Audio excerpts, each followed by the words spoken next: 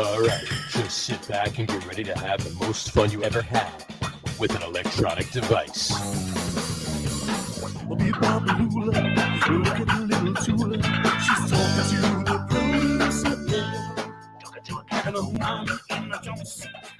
Everybody, welcome out to the Get On With It Sports Show. It is Wednesday, April the 13th, 2022. Jersey Johnny coming at you. And with me, as always, is none other than Mr. RadioPete, Mr. Harry Lug Nutz. Say hello, gentlemen. Howdy. When's that StreamYard update coming? Your guess is as good as mine. When's it coming? From the last notification I got, it's coming the third week in January. 2023. All right. Apparently, yeah. At least they have a timetable. So They're not who the hell knows? But overestimating their abilities. I'm guessing that's so. You know, my guess is that, you know, these background music clips are they were a first. They were the you know, this stuff here. Right. Yeah, they're throwing us some breadcrumbs here. Right. That's exactly. You guys, if you like this, so if you're gonna love what we're doing at StreamYard. Exactly. So we should just leave this on for the whole show, see what happens. Yeah. No, I'm good. Anyway. Yeah, you're paying for it. Might as well use it. Exactly, right? Anyway.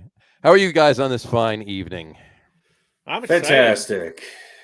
Basketball playoffs. Harry sounds like he's just waiting for me to foul things up. No. I can't wait for the actual basketball playoffs to start. There's only 4 more games left of sub 10 teams, 10 games under 500 playing games. Trying to squeeze into the playoffs. Yeah, they're which is not never going to happen. So do this every year. Oh yeah. Oh, absolutely. Are they? Or is this is the new? It's format? more games.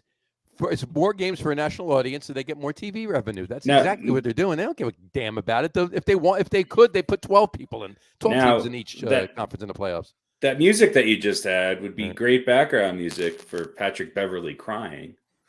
You know, like, oh, so was this, right? Yeah. It was like they won the championship, but they just made it to the playoffs. They just made it to the playoffs. Yeah, they beat a Clippers team without their best player. Yeah. It's pretty funny, actually. And while getting a pretty subpar performance from Carl Anthony Towns. Yeah. Exactly. Yeah. So what does that say about the Clippers? I don't know if that's more about Minnesota. Well, the Clippers I almost felt like they were like, whoa, we can't win this one. Like for some reason they were like, well, I don't know. It was like the Clippers gave that game away or something. Yeah. Yeah. I don't know. Well, we'll get into basketball in a little bit. Let's get baseball out of the way first. By the way, the name of this loop is called Night Driving. I think it's PB's Tears from now on. If you play this at night, then and drive, you're gonna fall asleep. It's not good to drive while playing the song Night Driving. No, not so much. No. Couple things to get out of the way first before we actually get into. You know what? We'll do this afterwards. That'll be a nice little interlude and break. Let's get right into baseball. Okay. First of all, I do want to mention, obviously, Jackie Robinson Day is Friday. What did he ever do? Is that in place of Good Friday, or what? Do we? No. You're gonna put, it's a Good Friday and Jackie Robinson Day. You have to put Jackie Robinson's number on your forehead in ashes. Let's see which one is more popular. And there you go. That's like, there you go. That might not be. That'd be interesting. Anyway. Yeah. All right. Let's talk a little Mets first. First of all, I don't know if either of you, I know we talked about it, but anybody listening or whatever, if you did watch the Mets' second game 2, obviously opening day for them, they're home openers this week, but opening day for them was away in Washington, and game 1 was Thursday, but game 2 was Max Scherzer's first start as a Met, was Friday night, and it was covered by Apple TV Plus, so you can only watch the game on Apple TV. That was the only way you could do it. It was Plus, though, not regular Apple TV. It wasn't regular Apple TV. It was Apple TV. Yeah, so Plus. that says something about the respect that Apple. Of course. Right. Mets, They have a little I respect for suppose. or Major League Baseball in general, right? They're Like, doing I tell you what, Yeah. we're gonna put you on Apple TV Plus. not just regular Apple TV. Not just Oh regular. well, how can we refuse Ghost of Steve Jobs? Okay. So what here's the thing. What they're doing is apparently every Friday night there's going to be 2 games on Apple TV, an East Coast game and a West Coast game, an early game and a late game, or something like that, along those lines. And they're going to get everybody. So every team is going to wind up playing 4 or 5 or somewhere in there games on Apple TV on Friday nights. But I just have to tell you one thing: the crew sucked. They were horrible. I'm going to put this up. No, they were not good at all. I'm going to put this graphic up really quick and read it. It's just a picture of Max Scherzer, but it's a tweet by one of the women. And make no mistake, I am not saying that women cannot commentate. They absolutely can. There's many wonderful women commentators out there, but this particular woman was one of the commentators on Friday night's game. And this is what she tweeted out. Here we go. Put it up. Here we go. She said, "Tonight, I'll help broadcast the Mets-Nationals game on Apple TV+. The first time I've ever done anything like that at all, which is frankly surreally cool. Surreally cool." When I told my parents about it, my mother, a diehard Mets fan, said, "Oh, I hate it when Gary, Keith, and Ron, when it's not Gary, Keith, and Ron." So, A lot of support from her mom. But now nothing against her personally. All right. They were very pleasant people. Don't get me wrong. But as far as their coverage, when you compare anybody to Gary, Keith, and Ron, I mean, everybody says the best booth in baseball, but that was the original lineup of the Stones, right? Gary, Keith, and Ron. Gary, Keith, and Ron. Exactly. I thought it was the Stooges. Maybe it was both. Both, actually. Yeah. You're talking the Three Stooges or the actual Stooges? That was Ron. That was Ron. Both, actually. That was who? That was Ron what? Ron Ashton. Yeah. Ron Ashton, right. Well, the Three Stooges, that obviously not their real names. No. Who's named Mo? Please. Mo, exactly. Well, I think Mo was his name. Mo was actually his name, yeah. I know it was. That's So we got games on Apple think TV. the other guy we was talked named about Shim. this last time. This is the way it goes. I don't know. Yeah, no, I don't care. Go out and watch a band play. But hire people. Go watch hire a local band play on a Friday Hire professional commentators, though. I mean, she has. This is the first time I've done anything like this at all, and really, well, if they're taking applications, then I'll do it. Yeah, but that's my point. When I texted the two of you and said we could do better, I wasn't kidding. Yeah, I didn't know what you were talking about. It was also Friday night, so I was way busy doing something else. Yeah. Well, I texted you at 8:00. It's only 6 out there. I didn't think you were like into. Yeah, I didn't know what you were talking about because I couldn't find the game, and I also I actually have watched the Mets game already because they were on ESPN the other night. And this is true. And I'm also getting, this is the time of the year where they tease you with the free Major League Baseball package for the first. Oh yeah. Well, do they put like one game on for free now? Yeah, they used to do that a lot. So yeah, look, kudos to Apple for because there's 2 crews apparently, and they both are weighted towards the female gender, which is great. So kudos to Apple for that. I'm all for it, but get somebody with a little experience. I look, on the other hand, you could say, well, this is a good place for them to kind of cut their teeth and get some of that experience. Because like 7 people were watching. So if it's not Charles Barkley commentating, I'm not watching it anyway. Yeah. I got you. And just for the record, this may be sacrilege or whatever, but I've never been a huge Gary Cohen fan. No. He's okay. I thought they were talking about Gary Carter. No, Gary Cohen. Ron Darling, Gary Cohen's Keith Hernandez, and Gary Carter. Ron Darling, Keith Hernandez, and Gary Carter. Gary Cohen. No one does the play-by-play. They all do the color commentary. Yes, exactly. Yeah. It's like you just hear like Carter does the whole game. The crowd Carter roars. does the whole game in a crouch too. And then you hear Hernandez go, "That was a tough play." Yeah. That's it. That's the whole broadcast. I'm Keith Hernandez. Yeah, went down on one knee to get that one. Who did? Because no one does the play-by-play with those guys. They're all absolutely players. So that's great. I mean, Gary does. Did Apple TV not lose an incredible opportunity by not hiring Brockmeyer to announce the games? If you really want to get me to buy Apple TV, Put Brockmeyer on. If for the I'm going to game, tell you this, and I'll pay for it. They could put Hank Azaria on every Friday night to cover the Mets games, and put the Mets on every Friday night. I will watch it every Friday night. Or how about Uke and his sidekick from the Major League movies? Right. I'll tell you what. I mean, Hank Azaria that's a great idea. Brockmeyer would be absolutely fantastic. That's a great idea. Take some of the greatest faux, announcers from the entertainment world and put them on and let them actually do the game. That's a great idea. Absolutely. I agree. Yeah. I agree. I think that put would Amanda Pete on with him if you want. That was a good show. That was a good show. I may rewatch that. It was great. Great show. I think they were prematurely canceled, and so the last season was kind of a rush to kind of get a little bit of something wrapped up, and it was a little.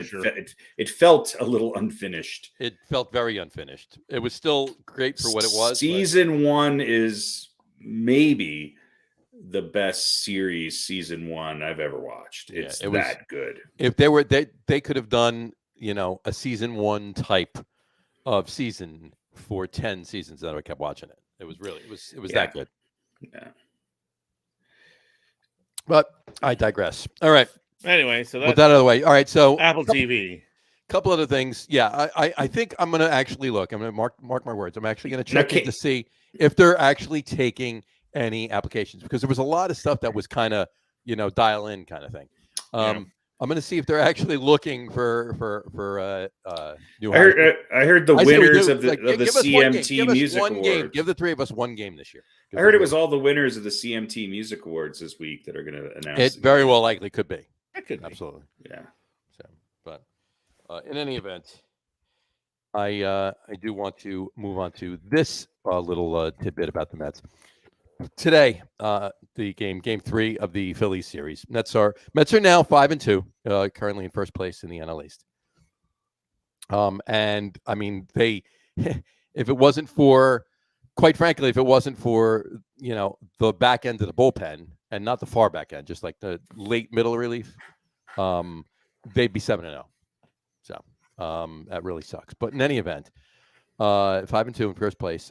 But in 7 games, in just 7 games, Mets batters have been hit 10 times already. They get hit 3 times today. All right. McNeil, Kana, and Dom Smith got hit today, the 3 of them. 10 times in 7 games. Opponents from Mets pitching once in those same 7 games. I don't know. Does opponents pitching really suck? Or is there something underlying here? I don't know. I'm not speculating, but it's odd. 10 times got hit. 10 batters got hit in 7 games to start the season. And if they had Don Baylor, it would be 25. If you can't get him out, just limit him to a single. There you go. Oh yeah. Very true. Very true. Look, shut up. You guys are off to a great start. Just shut up. I'm just talking about the act of hitting the batters, whether good start or bad start. I'm not complaining. There's no undefeated teams. There's too much parity in baseball. I think there's actually going to be more parity than anybody was even planning on this year, because I think there's going to be a couple teams that are going to surprise people. Right. It's early. The Mets look great. Their pitching acquisitions that they made and their off-season acquisitions were spot on. And yes, it's a bullpen's game right now. The Yankees bullpen actually has been doing phenomenal. Their multi-trillion-dollar starter can't seem to get people out. Right. But look, it's an interesting start to an interesting season. Mm-hmm. And yeah, there's the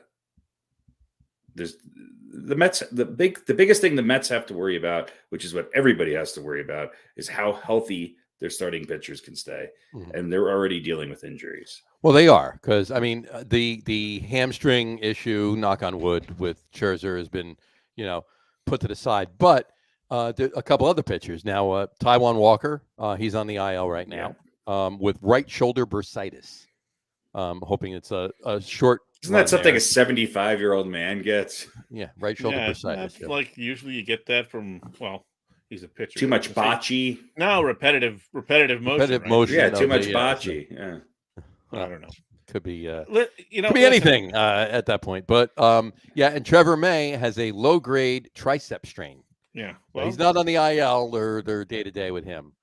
This is what happens. So it's just, and I mean, this is obviously, they're saying that it's a product of a shortened spring training, especially for pitchers. Yeah. They lost a month. So and they had to ramp up. In a month less time. So, which is another reason why they gave, extra roster spots, and most teams use that for pitching depth. Yeah. And look, if this continues and, it becomes sort of the accepted truth or fact that, a lot of pitchers are getting hurt because they had to ramp up with a short spring training. Well, then that's something that, the next time, knock wood, there's a stoppage of play for whatever reason, you're going to think the players are going to go, no, we need a full spring training because look what happened the last time we had all these pitchers get hurt. Right. Here's a note to the players. You guys could throw by yourselves. You don't need to be in a formal but they don't setting. get paid to do that. Nah, they're lazy.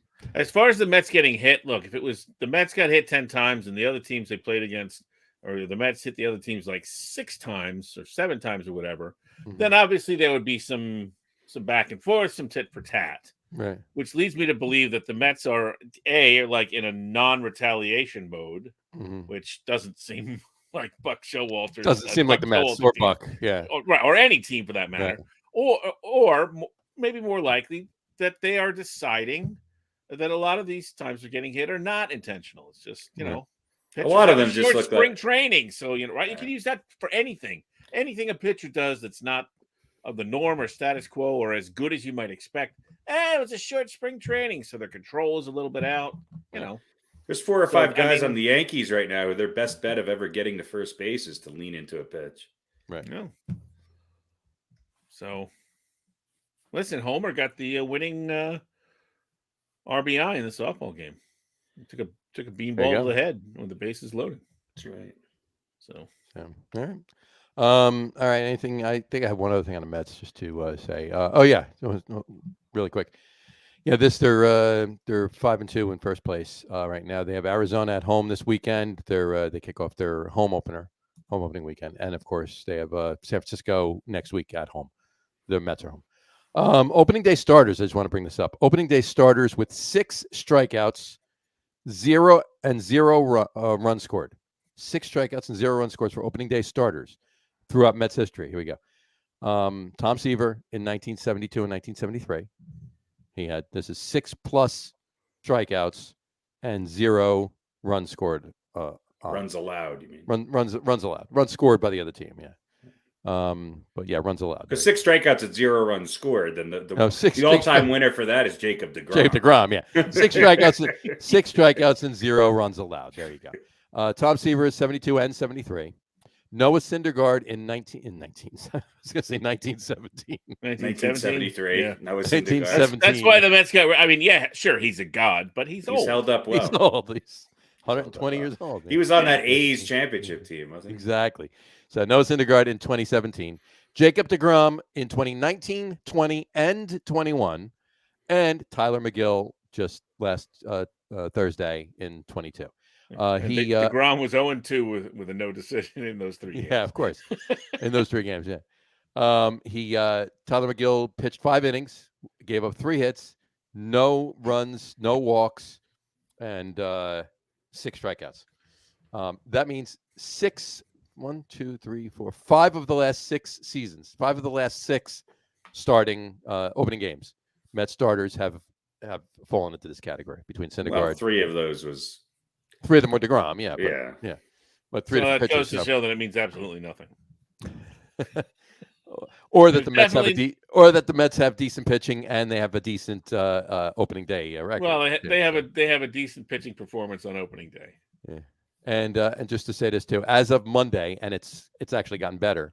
As of Monday, the Mets starters so far this season have pitched to a 1.59 ERA in 22 2/3 innings. Best in Major League Baseball. So there you go. But, anyway, all right. I have one final Met note, actually. All right. It's about a former Met, Javier Baez, Okay. who was a scratch from the lineup today. Was a scratch because of a sore thumb. Because of a sore thumb. Yeah, he was originally scheduled to play. Did he pull out a plum? Did he? What was the? I don't know. I don't know if there was a pie involved. Gotcha. But he has some right thumb soreness, and so he was a scratch, and he's expected to probably return possibly tomorrow. Well, good for Javi. Yeah, that's good it. For Javi. There you go. He's on Detroit, right? Yeah. Yes, Detroit. Yeah. So, all right, and Yankees. Yankees are 3-2 in second place in the AL East. Just behind, one game behind the Rays, I believe, right? Razor first. Razor first, 4-1. Yeah. Blue Jays are 3-2 as well, tied with the Yankees. Red Sox are 3-3. Orioles in the basement. Well, they're playing right now, right? I don't have the scores up. 3-0 Toronto. Vlad Guerrero's hit 2 home runs already off of Garrett Cole. So with the third coming soon, or you probably if they keep Cole in there. The Yankees bullpen has been incredible. They've also been made to pitch an incredible amount of innings already, and if this keeps up, they'll be shot by the All-Star break. Yeah, I think I heard yesterday they used like 7 pitchers in game 1 and 7 pitchers in game 2, and they haven't gotten any. I don't think they've gotten any more starter who's gotten into the 6th inning. Not into the 6th, into the 5th. Yeah. That's not sustainable. I mean, but they have 16 pitchers, but even still, everybody does. Yeah. You can't. 16 starting pitchers. Well, 2 relievers. I would argue they have 2 starting pitchers, and then one of them is on the injured reserve. Yeah. Look, it's just the same old frustrations with the Yankees. It is. The lineup's different every day. There's never the same people in the lineup, and I don't know. We'll see. We will see. They're just not consistent, and they have too many of these games where their bats just go dormant. The entire team just dormant, and that's because they are still not a team that can produce runs any other way than the long ball. Mm-hmm. That's the only way they get production. Yeah, you're right. Well, we will see how it completely continues to play out. Hopefully things get turned around on that note. I do have one other thing, Major League Baseball wise, and that's just an interesting point of view. I saw this the other day. San Francisco, the Giants have had a different opening. This is a little odd, but listen, bear with me. A different opening day starting left fielder every single year since Bonds retired in 2007. Good for them. That's just odd. Never the same opening day starter in left field for the last 15 years. This is the 16th season. They're also a team much like the A's who are really good at finding suitable players to fill the holes that they're constantly suitable replacement parts. Yeah, pretty much. I think they're pretty good at it. Mm-hmm. I agree. I mean, that Giants team last year, crazy. Were they filled with superstars? No, they were the opposite of the Dodgers. If I told you, what was it? They won 104 games and the Dodgers won 102, right? Something like that. I think it was 106 and 105, wasn't it? 106 and 105, maybe that is. Okay, so if I told you at the beginning of last season, the Dodgers are going to win 105 games this year. Right. And they're not going to win the National League West. Of course the Giants will. You'd been like, you're smoking crack. And why are all the prognosticators picking the Giants to win 84 games this year? Who did they lose? That is going to facilitate a 20-game drop in wins. Chris Bryant, of course. Well, okay. Like I said, who did they lose? Yes, Chris Bryant's a good player. I get that, but I don't know. They're already 4-2. They're already atop their division. So I don't think much is going to change. I don't think they're going to win 100. I don't think they're going to win 106 games again. I don't either, but I also don't think that the Dodgers are going to have as good a season this year as they did last year either. So I do believe that they'll What was our picks for? Well, look, Kershaw going pitching 7 perfect innings. That's a good sign for the Dodgers. I mean, that's granted they're playing Minnesota. He got to pitch to Gary Sanchez at least twice. So look, I get it, but that's a good sign. That's a good sign. Oddly enough, that is the only division that the three of us, we did our picks last week. The three of us have different teams. All three of us have a different team winning the NL West. Harry, you have the Dodgers. Pete, of course, you took your Padres, and I have the Giants. And we'll see what happens with that. And the reason why I took the Dodgers is I think the Dodgers actually got better than they were last year. Granted, losing Scherzer was a tough blow, but I think their lineup is going to be strong. They only had him for 2 months. It's not like they had him the whole season. That's all they needed him for. Yeah, true story. So, all right, Pete, you have anything else baseball? Well, I mean, I heard a lot of chatter about Kershaw and pulling him and how it was a terrible thing to do, and this was a chance at a perfect game, and there's only been 24 of them, and you have this opportunity for the world to kind of stop and pay attention to baseball, and it's an absolutely horrible decision, blah, blah, blah. I didn't feel that way. Clayton Kershaw didn't feel that way. He said he was getting tired. You know, he had injuries, and he had some sort of platelets or something. He's also 150 years old too. So I mean, he said he agreed with the decision. It's not it was that time. Old. It's younger than Scherzer. You know,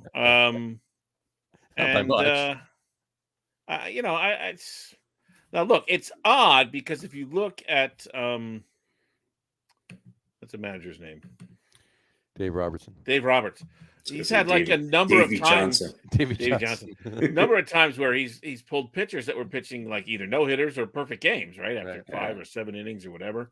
There's like 4 or 5 of them. So that's almost like too coincidental to be real.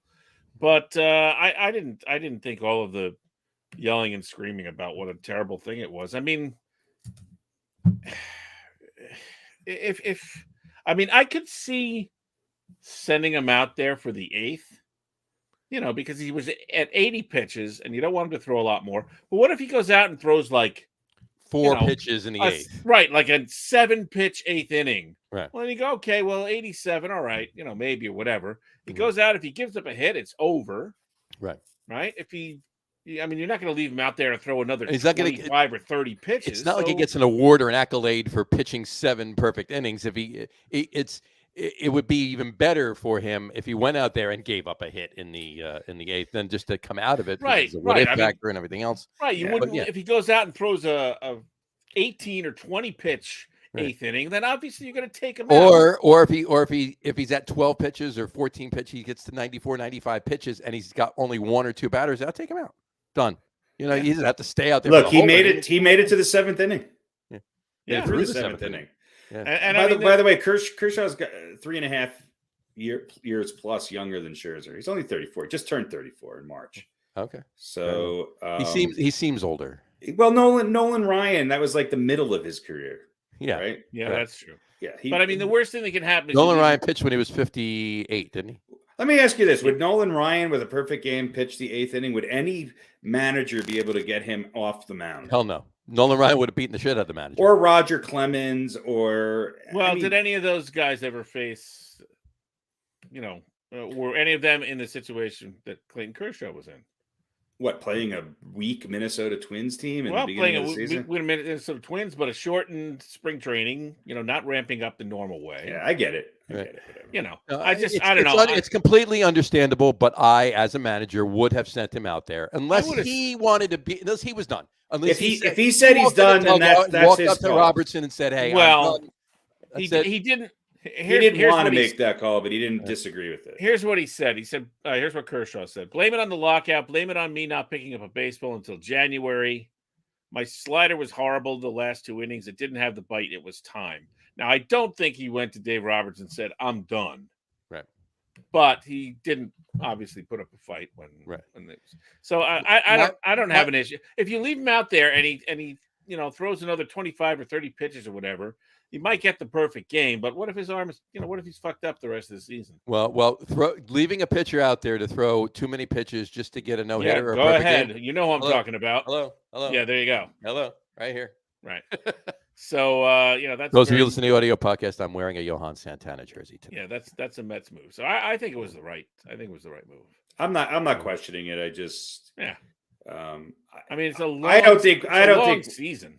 I don't think Robertson would have taken him out unless he knew that he was done. Right. Yeah. Or if Kershaw had said, no, let me go out there for one more, Yeah, I mean, if it was a mutually agreed thing, I can't see Robertson making that call. Just but then it makes it even harder. Fight, so. If he goes out there and pitches and gets out of a perfect eighth inning, then it's even harder to say, well, we're going to bring. It's only one more inning. Yeah, why are you taking him out? Well, but I think it has to do with the number of pitches too. Right. Sure. Because everybody is kind of on a. I mean, listen, they could have made the decision. Good. When there's a regular spring training, guys are on a pitch count. Right. Anyway, right? So now it's and they're all still on a pitch count. They're ramping themselves up. But all I'm going to say is that I agree with it. Or not agree with it. I don't have a problem with it. But I would have said something along the lines of, okay, you know what? Go out in the eighth. If you're floating around 90 pitches and you only have one out, you're coming out. Right. Or if you get out of the inning, if you're on the third batter and you got the first two out and you're at 90 pitches and you need a couple more pitches to get them out and you get them out, that's fine, but you're done after that. I'm not sending you out in the ninth. Yeah. If you come out at the end but of the if you can still be in the 80s in pitches coming out of the ninth and coming out of the eighth inning, then I'll send you back out there for the ninth. Just keep it that way and have a short leash on him in the ninth. If he's dealing. Let it happen. Let it ride. If he can get it done in less than 100 pitches or right around 100 pitches, I don't think that's going to be. Look, if he's not ramped up enough at this point in his career, with the ramped up that he did, that 15 pitches are going to make that big of a difference in the rest of his caruer. You wouldn't Something's think it's wrong. Ruin him. Yeah, right. Exactly. All right, last thing. Shohei Ohtani continues to be wonderful. Is that the figure skater? Yes. She's amazing. The double sow cow that she does is amazing. And her double sow cow that their brother who plays a little bit of baseball. So this is just something that the stat nerds have pulled up here. So one of the things that Shohei Ohtani was not so great at as a pitcher was walks. He gave up some walks. Okay. More than you would like. So they compared the first 12 starts of his in 2021 and 22. So that was April 4th, 21 through June 30th, 14% walk rate. That was the 22nd highest of 280 pitchers in the majors. Nice. Not horrible, but not good. No. So then they took the most recent 12 starts from July 6th, 2021 through April 12th, 2022. Walk rate went down to 3%. Really? Sixth lowest of 304 pitchers that they looked at. No. Now, here's what's interesting. His first 12 starts, the zone rate, which is pitches that are in the zone, was 45%. The next 12 starts, it was 46%. Interesting. First 12 starts, 44% swing rate and a 25% chase rate, which is when batters swing at a pitch that's not a strike. Mm-hmm. Next 12 starts, 51% swing rate, 34% chase rate. Huh. So basically, he started throwing like more sliders and splitters, pitches that were moving down in the zone, and just got more batters to chase after them. Didn't pound the strike zone more. Right. Just got. This is not something I'm not great at. I'm walking too many guys. And so over the course of 24 starts, or over the course of those second 12 starts, he improved from, as I said, went from 14% walk rate to 3%. That's crazy. It's impressive. This guy is just impressive. Everything he does he really is like the modern day Babe Ruth. He still hard to compare. You can't, you can't put him in that, if he has a career, all right, and he's, 10, 12 years from now, we're still talking about this and it's still that level, if not better, fine. Then we'll discuss it then. But you're right. I mean, he's well on his way to having just an what I mean insane is career. in the sense that Ruth was great at everything he did, right? Right. Not only was a great hitter, fielding, whatever, he was a great pitcher. Yeah. Right. Mhm. Well, Ohtani, here's one part of his game that was not really good. And it wasn't terrible, but it wasn't as good as sort of the other parts of his game. And he's like, I think I'll fix that. And he fixed it in a big way. And that's, and that, again, this is against Major League hitting. So pretty impressive. Pretty impressive young man. What is he? 16, kudos to Shohei Ohtani. There you go. Good for him. And cheers to the Angels. So and Mr. Still not going anywhere this year. But... and Mr. Syndergaard's on the staff with him. So there you go. Yeah, that's listen. Assuming he stays healthy, I hope good things for Thor. There you go. That'd be fine. And I'll be quite honest with you, if he has a career year and he pitches amazing, no pun intended there, I'm sure he'll come on back. So 1 year deal he got with California. That was it. Yeah. California, listen to me. I'm sorry, Los Angeles. Yeah, same thing. Was it 40 years ago? So anyway, all right. It is quiz time. Get out your pens and papers. Harry, I forgot to ask you. I'd be remiss if I didn't say, do you have anything else in baseball you want to discuss? No, Shohei Ohtani's hitting 160. Anyway, let's go. Shohei Ohtani's hitting 160? Yeah. Gotcha. Well, how many plate appearances he had? Because he's 26. not at the plate when he's 25. He leads the team in at bats. Really? Yeah. Is he here's a question really quick, not to digress out of what we're doing, but he's not the DH when he's pitching, is he? He's only batting when he's not pitching, right? I think he batted the other day when he pitched. So he was a DH. They left him in as a DH, and it was the pitcher, and he batted. Pretty sure. Why wouldn't you? Well, I don't know if he actually. I don't know if he actually did that last year or anything else. I don't know if he batted for himself last year. I mean, I guess he could have. I really didn't pay attention. They created a rule so that the DH, if somebody did that, if one of the many people in Major League Baseball who's a starting pitcher as well as a DH, there's 7 or 8 or 9 of those guys. Right. They created a rule that if you take out the pitcher, you can leave the guy in as a DH. That's the Ohtani. So rule. if he's there you go. So I would assume they're gonna do that. So if he's DHing while he's pitching and then they take him out of the game, it's 2 different positions. Right. One's offense, one's defense. One has nothing to do with the other anymore. And yeah, they had to create a new rule for 74 in the American League, but. Yeah, so so he's not hitting well, but that's not hitting well. But you know what? He was doubtful that's going to stay anywhere near 161. Well, and he's sort of having a so far this year. He's getting the same treatment DeGrom gets from his team. Yeah, I mean, he's got a 1.93 ERA, but he hasn't won a game yet pitching because they can't hit. Yeah, the run scored is 1.8. Yeah, exactly. Yes. All right, quiz time. Here we go. Ready? Major League last week it did current pitchers. We're gonna go back to pitchers from pitched between 2000 and 2010. Pitchers from between 2000's pitchers. 2000s, that decade, the 2000s pitchers. I'm gonna give you 6. Just gonna say right now, Mike Ditka is gone. All right, you got it. And Tom and Brady's out of here. I got them both on the list. But yeah, they're both gone. All right, give you 6. 4 got to stay. 2 got to go. Here we go. Write these down. Here we go. Randy Johnson. Randy. What years is Johnson, this again? 2000 through 2010. Randy Johnson.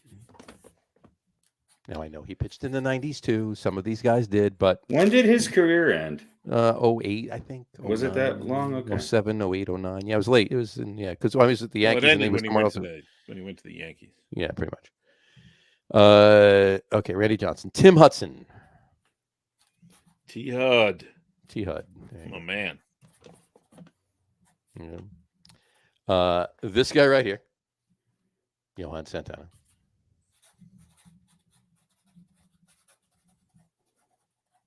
Okay. Brandon Webb. B-Webb. Pedro. Gonzalez? Martinez. Oh, okay. And Kurt Schilling. Mr. Bloody Sock himself. So once again, Randy Johnson, Tim Hudson, Johan Santana, Brandon Webb, Pedro Martinez, and Curt Schilling. Radio Pete, start us off. Oh boy. Who you keeping? Who you letting go? Well, I think we got to keep the big unit. All right.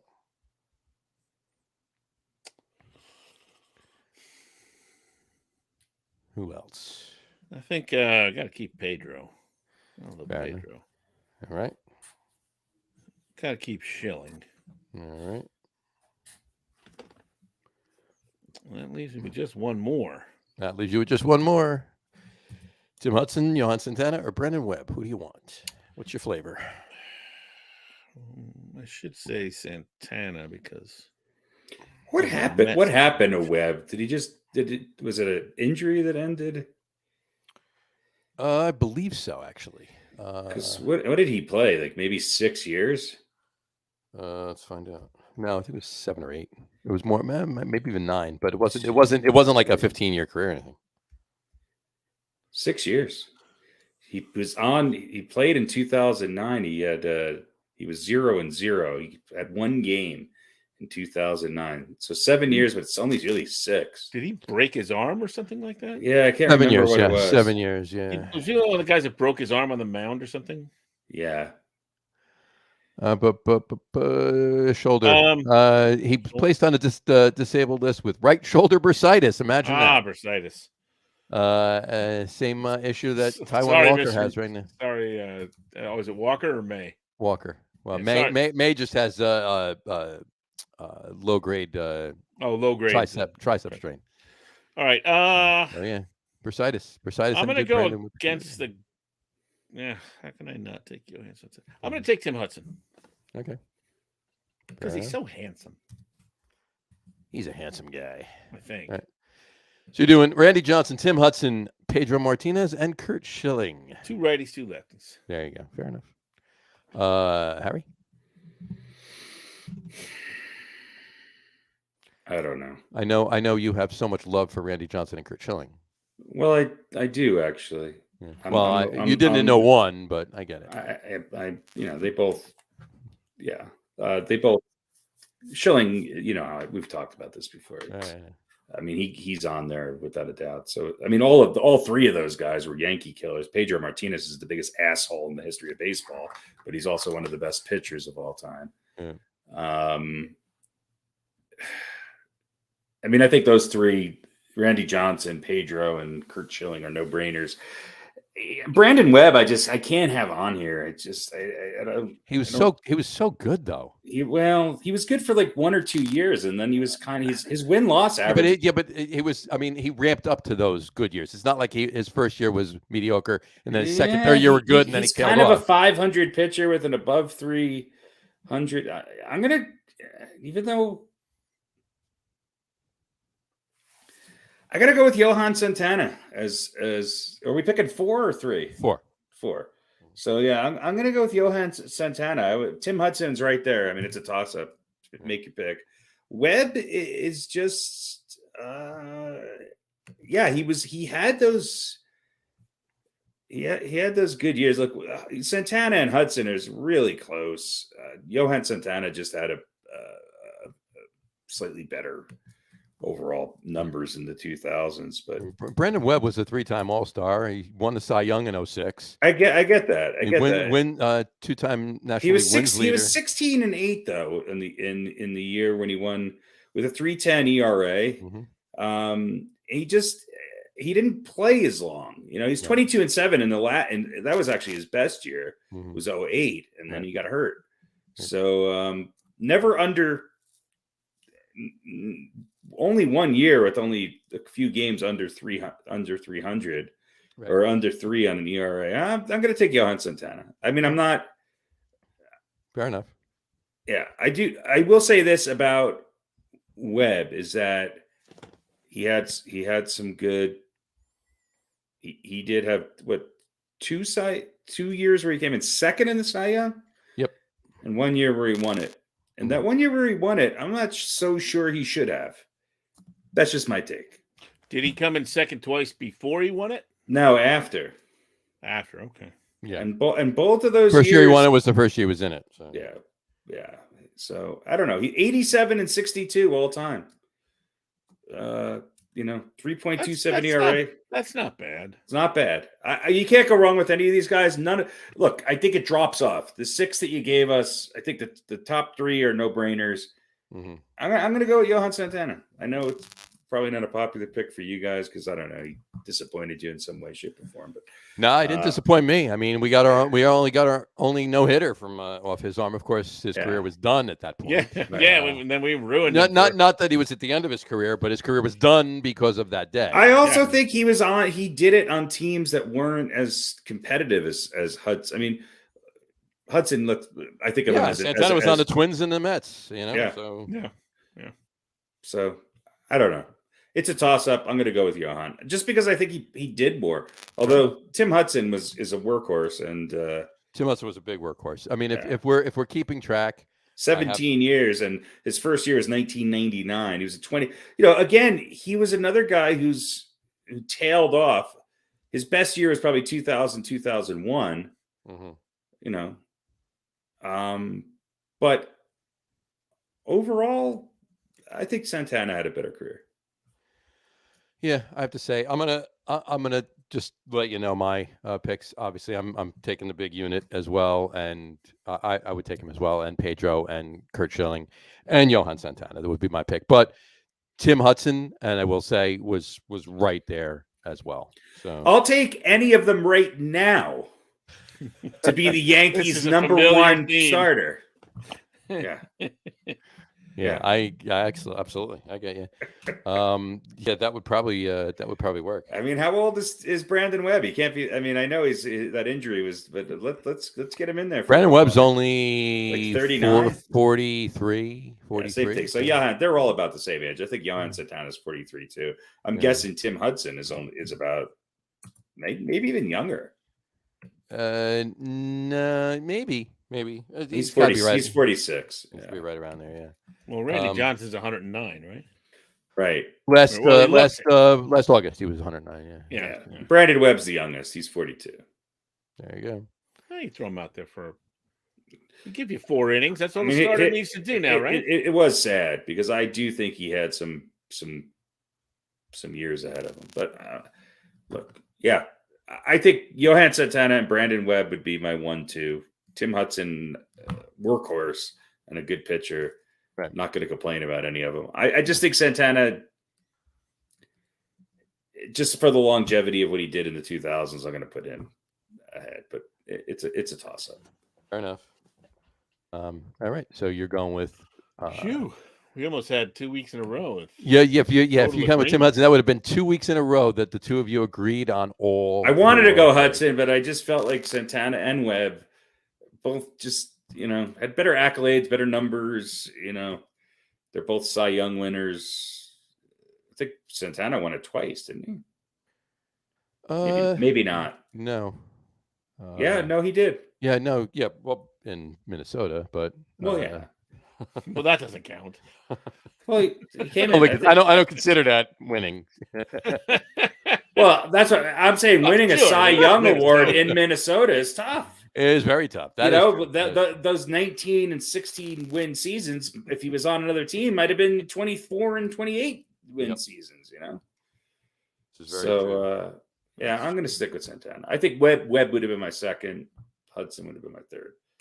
But Johan Santana, 2 Cy Youngs, 04 and 06 with Minnesota, and then pitched another year, and then came to the Mets from only pitched. I mean, he was on the Mets for 5 years, only pitched for 4, 08, 09, 10, and 2012. Wasn't he? Didn't he have a pretty good year his first year on the Mets? Yeah, he had great seasons with the Mets all the way through. He was the ERA leader his first year with the Mets.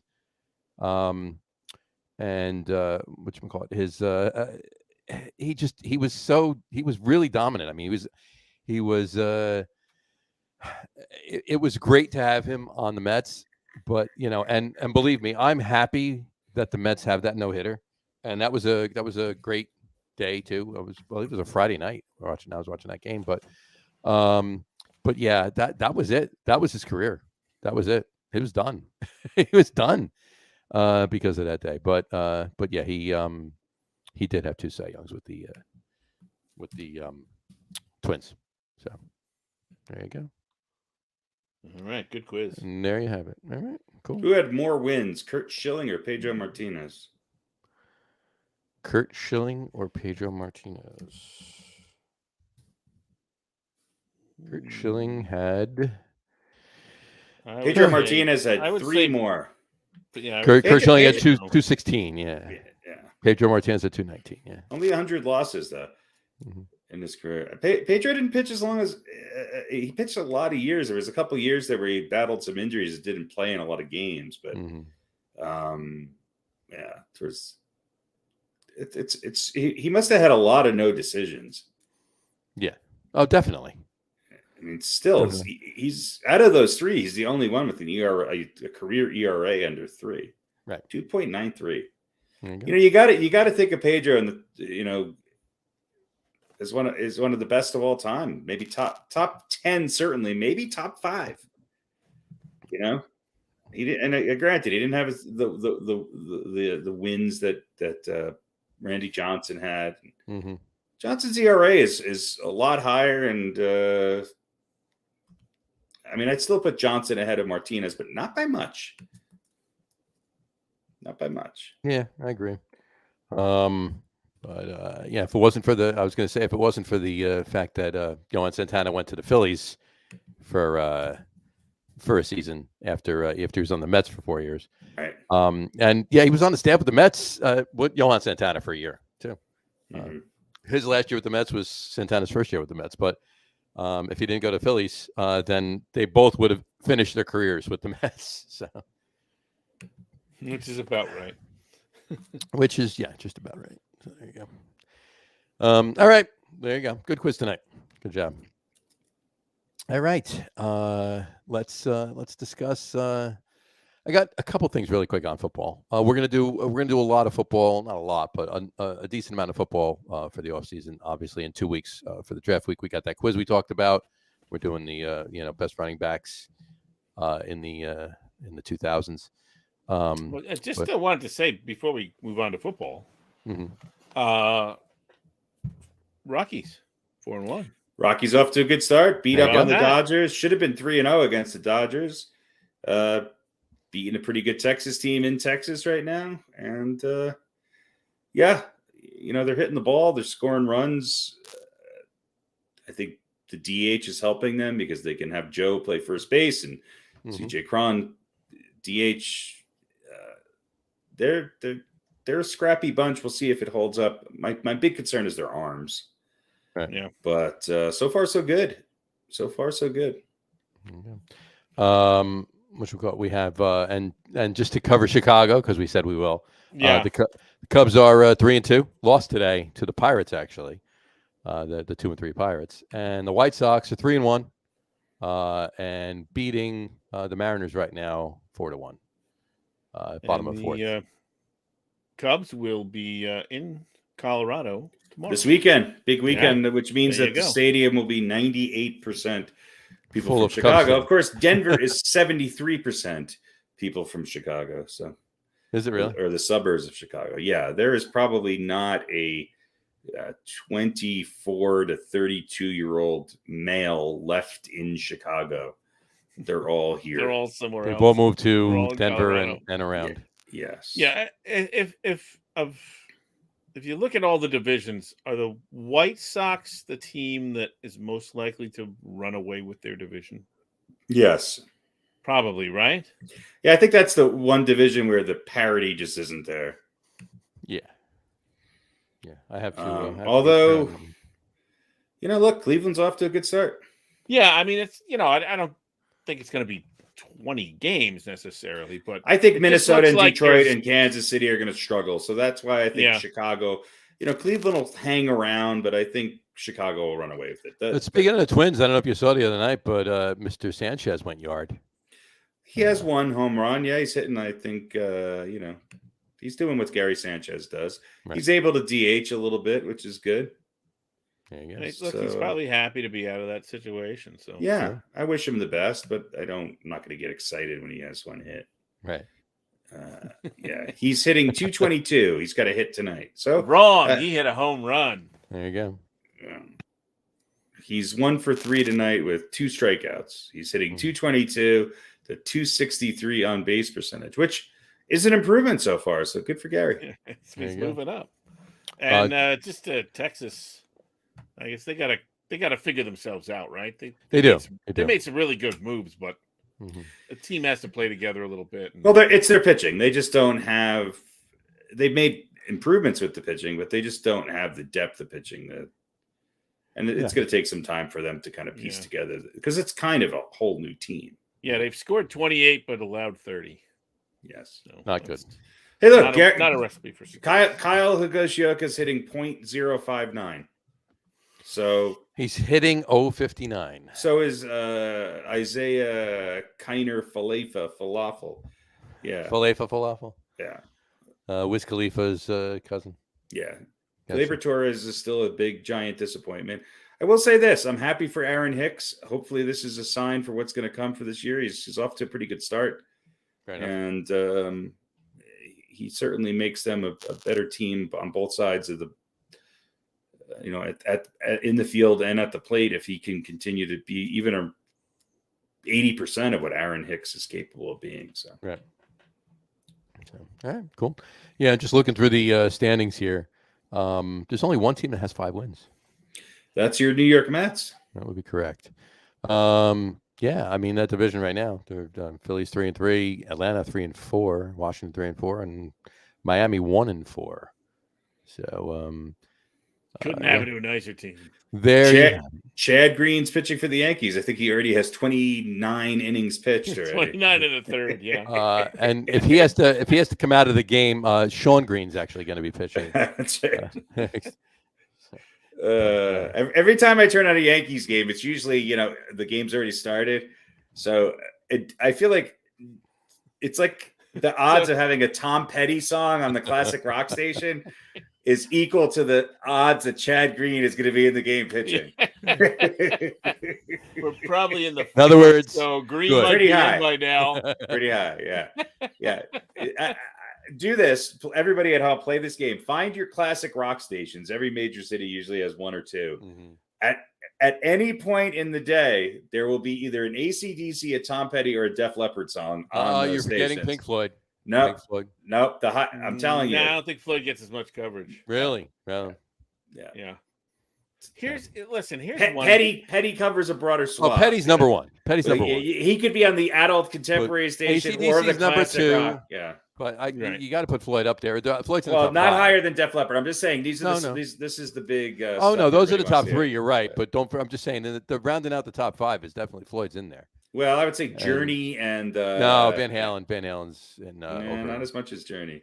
It depends on what classic rock station you listen to. So, anyway, I wish they would play some other Bon Jovi song. Oh God! Besides "Living on a Prayer." Yeah, my favorite. I know some people hate the Bon Jovi song that I would like to hear. To say Tommy used to work on the docks is gospel. Okay, come on.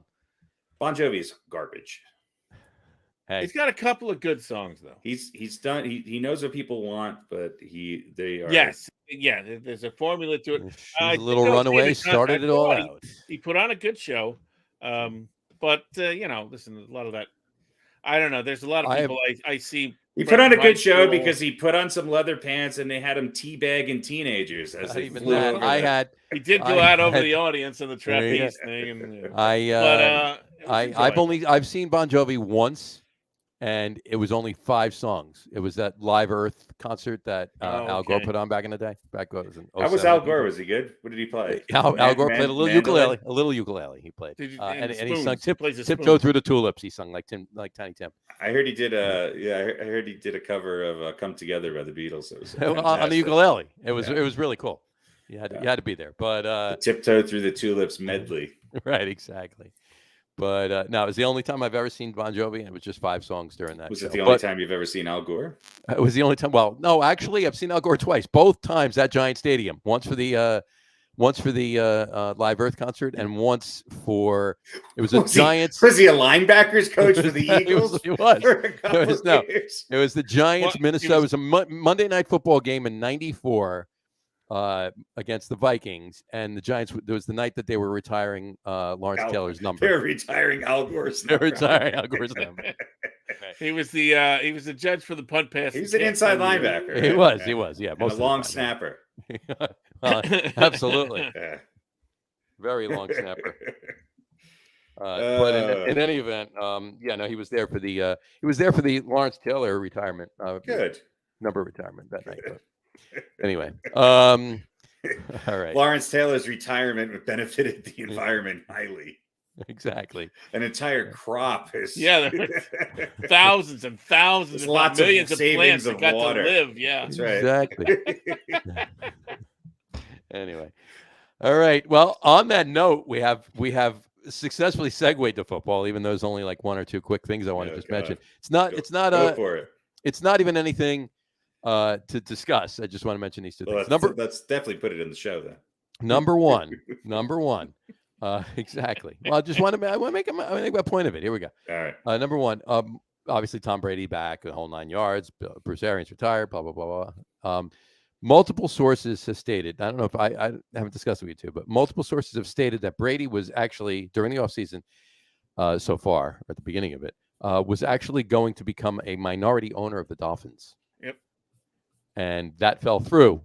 So it leads me to believe that that's where he was heading. It fell through, and he said, "Screw it! I still want to be in football. Let me play again." So, well, actually, I was going to bring this up too. And if you go back, I don't remember the exact wording, but when he retired, he didn't say, "I'm retiring from football."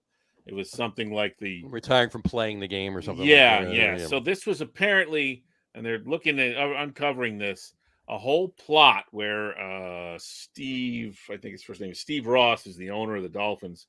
Was going to bring Brady in as an executive for a year, and then they were going to try and get Tampa Bay to release his contractual agreement, and then he was going to play quarterback for the Dolphins. And they were going to bring in, what's his name, the coach from New Orleans. Oh, Sean Payton. Yes, you're right. I did. That was part of the deal too. That was part of it too. Yeah. So this was a whole little scheme that these guys were working up, and it fell through because Brian Flores brought his lawsuit, and all of a sudden, a lot of people started to pay attention to the Dolphins, and there were. Brady realized I got no chance of winning anything. Well, there. Here's the thing, makes me wonder. Yeah, I would tend to think. There's probably a lot of people in the NFL who have contacts all over, right? It's a small universe. Remember the Bill Belichick and the oops, I sent the text to the wrong Brian. This is what I always say. I wonder if that wasn't his way of putting a kibosh on this. That's what I always bringing he caught wind of it and figured this will be a way we can obviously get Brian Flores to be really friggin' pissed off, and something will happen and blah blah blah blah blah. Just bring more attention to Miami, and then they'll never be able to go through with this deal. Which, depending on who you read, game set match. Yeah.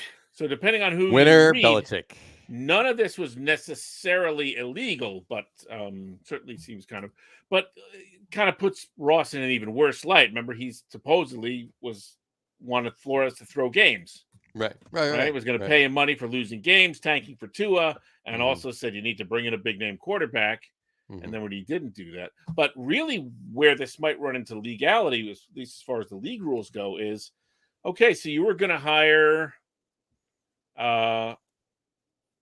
another coach, and you were going to hire another executive in Tom Brady, and you were going to bypass the Rooney Rule to do it.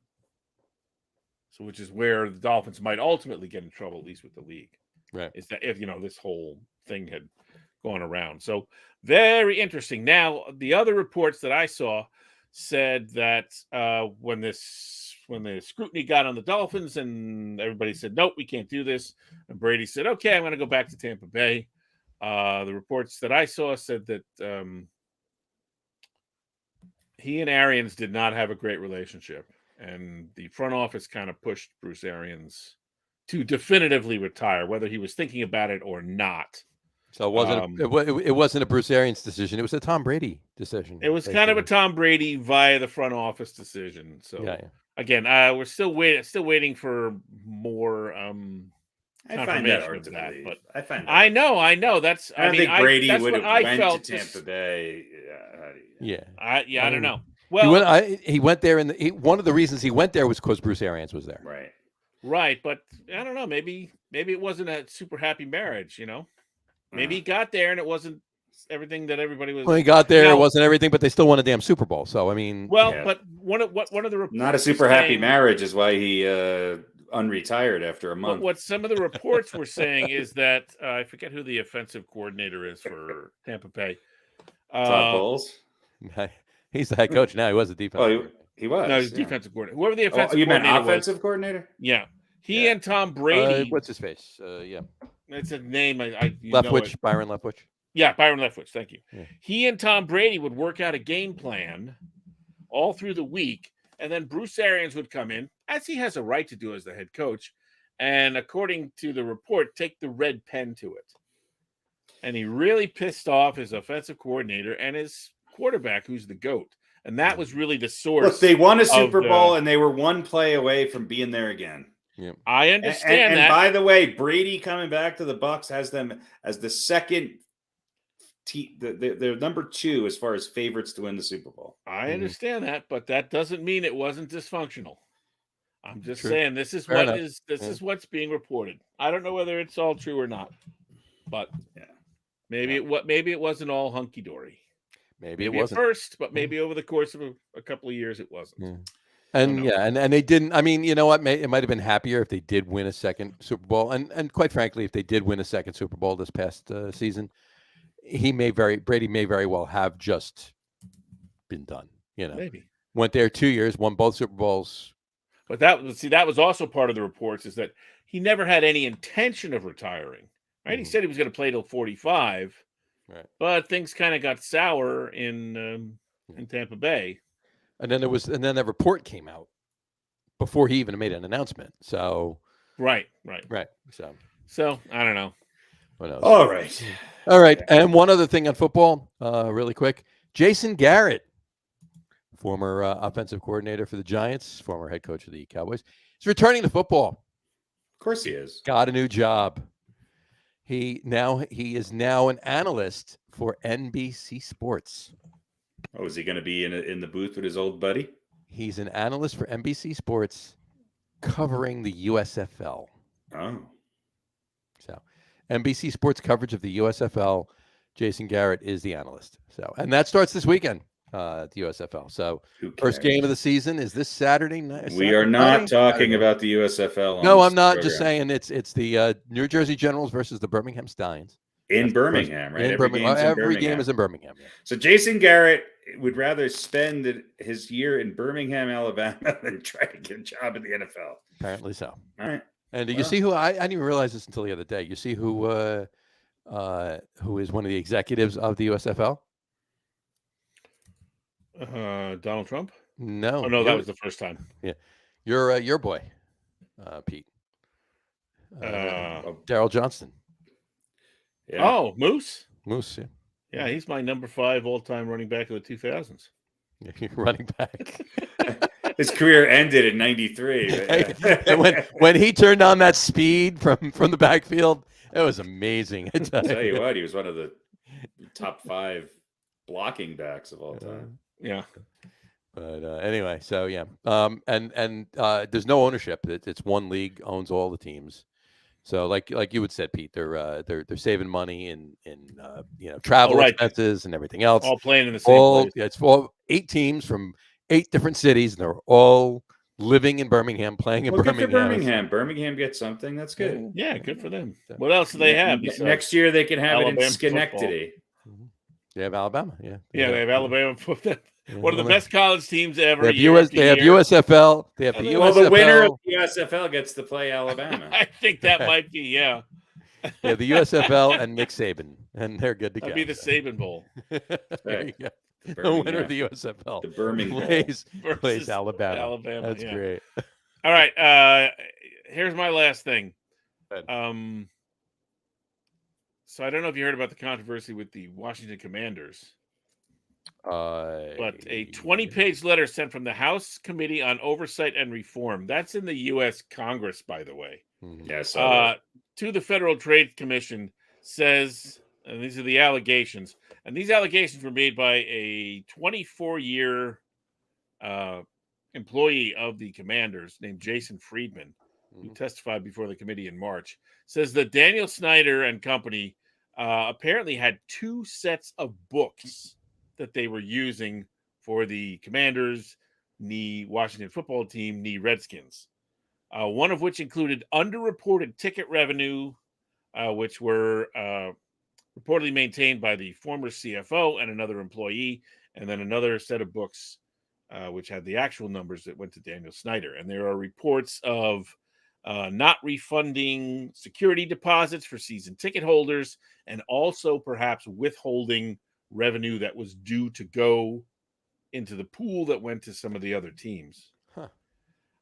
If any of this really turns out to be true, this could be really, really bad news for the Washington Commanders and Daniel Snyder. Now, Snyder apparently has pictures of other NFL owners with underage girls or something. I don't know, because he's always pulling some stupid shit, and he's gotten away with it all the time. But I don't know what he's got on those guys, but now you're talking about taking money. He's taking money out of their pockets and ripping off the fans and lying to the government with basically cooking. It's a Shawshank Redemption. Got the set of books that goes in the safe, and then and then the one that details everything that actually happened, right? That he puts in the safe at the end, so that the warden's going to get busted. You know, I mean, completely illegal, absolutely ridiculous and stupid, and in the Capitol. Right. It's not like they were in Seattle and hiding amongst the and they're not the tall USFL. trees and mountains and everything. It's the NFL. Right. So shady practices, shady revenue practices that led to more profits over many years. Again, made by allegedly. What's enough allegedly that the Congress committee sent a 20-page letter to the FTC saying you need to look into this. What now? Here's I'm just going to say this. What's the over/under on Daniel Snyder's continuing ownership of the Washington Commanders? This year, next year, forever? Does he get out of it? Is he done?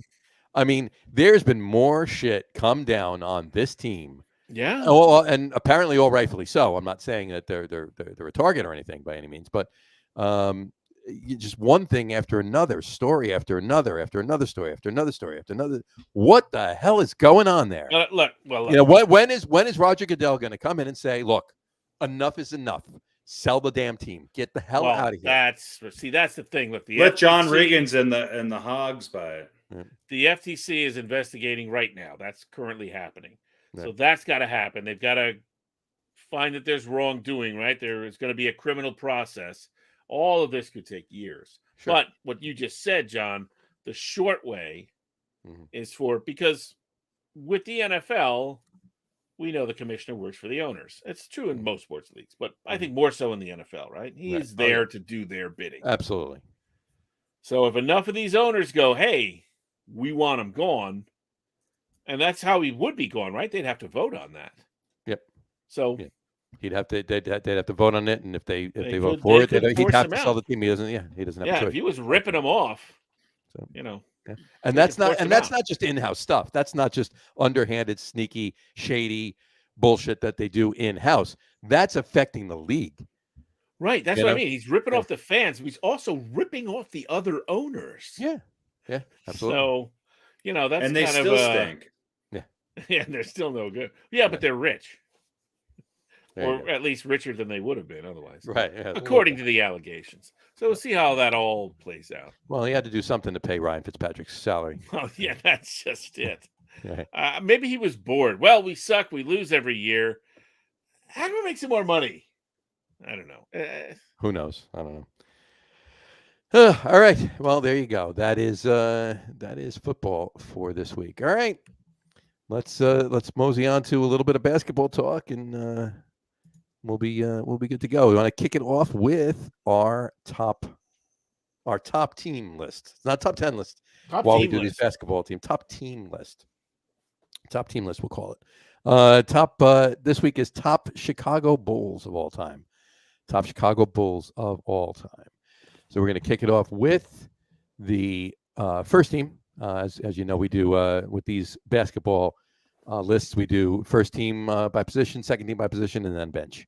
So we're going to kick it off with our first team. Our first team is going to be the following. Here we go. All right. Our starting for the first team, starting point guard is going to be Mr. Derrick Rose. Derrick Martell Rose.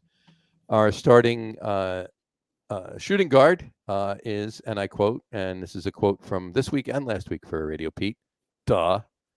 All right. That was me, Mr. Michael. I think I might have had an exclamation point. You had a couple exclamation points on this one. Yeah. Michael Jeffrey Jordan. There you go. MJ. Air Jordan. Jordan. Even I know that. Air Jordan. Air Jordan? Air Jordan. That's if he played for New York. Yeah, your Jersey accent is coming out tonight. I want to see some Air Jordan here. Let's talk about the Bulls. Yeah, Jordan. Talk about the Bulls. Air Jordan when he shorted that shot. Exactly. That was kind of a Boston, I think. So Air Jordan, his airness, Michael Jordan. There you go. All right. Our starting small forward is going to be, and nothing small about this man, Mr. Scottie Pippen. Scottie Maurice Pippen Sr. There you go. Still say he's what you call it?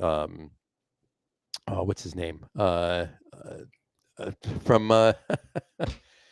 I don't know. Damn it! I'll think of it. He's Scottie Pippen. No. We'll come back to it. The Humpty dance. What is it? Digital Underground. What that was the lead singer's name. I still say with the nose, right? Yeah. I still say he's his long lost twin. There you go. Did you guys see the documentary thing, The Last Dance? I didn't watch all of it. I didn't finish it. Scottie Pippen's got the greatest voice. Oh yeah, my God, he's definitely he's like 2 octaves below low. It's amazing to listen to. He's like Barry White was jealous. Yeah, exactly. Anyway, all right. Scottie Pippen is our first team small forward. Our starting power forward is Mr. Dennis Rodman. Worm, the Worm, Dennis Keith Rodman. Otherwise known as the world traveler and frequents Korea, Dennis Rodman, and of course our starting center is Mr. Artisa Gilmore right there. Artist Gilmore, no middle name for Mr. Gilmore there. Oh really? No. Yeah, he was a monster too. Yeah. 7'2" was his listed height. His actual height was 8'9". Yeah. Anyway, so there you go. That's our starting team. Derrick Rose, Michael Jordan, Scottie Pippen, Dennis Rodman, and Artist Gilmore. Gentlemen, would you like to discuss any of them? Silence. They're all pretty good. Pretty freaking good, right? Who was, obviously Michael Jordan is the biggest no-brainer, right? Obviously, right. Who was the second no-brainer? Was it Rose, Pippen, or Gilmore? Pippen. Gilmore, yeah. Gilmore and Pippen were 2 and 3, depending on how you look at it. But yeah. For me, it was Rose, but more because of the lack of great point guards in Chicago history than anything else. But in other words, there's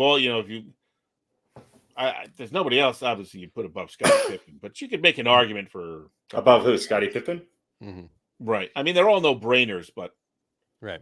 There was no question about Derrick Rose being the best at that position in Chicago history. No, I agree. And where's he now? In street clothes at the pretty Garden. much. Well, no, now he's home. Well, they're all home now. Now he's in street clothes at home. He's in street clothes playing golf. He's recuperating. I think his career is over. You don't think he's gonna try and come back? I think he's gonna try to come back. I think it's a mistake for the Knicks to bring him back. Right. Is he under contract with them anymore? Yeah, still has another year, I believe. Well, listen, and maybe he missed a lot of time, so he could be fresh. This is true. If they keep him in the role they had designed for him, right, coming off the bench and sparking the bench, he'd be fine. Probably be okay. True story. True story. Well, I mean, he's only 33. It's not like he's ancient, you know. And he's well, He'll be 34 at the beginning of next season. A lot of wear and tear, a lot of injuries. Yeah, of course, yeah, but so there you go. But he could give you like 8-10 minutes a game though. Yeah, he could come off the bench and play.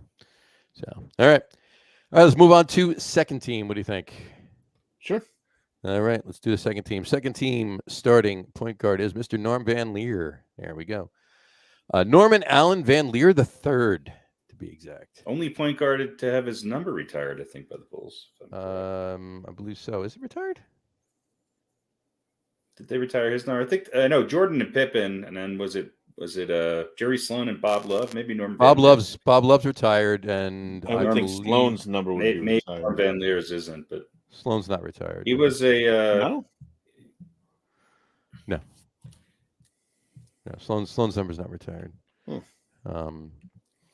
But yeah, Bobby Love's number's retired. But anyway, we'll get to that. So yeah, point guard, starting point guard for the second team, Norm Van Leer. All right, moving on to starting shooting guard for the second team. Jerry Sloan's number is retired. Would be Jerry Sloan. It is retired. Mm-hmm. The original Bull. Yeah, I don't have it here, but his number.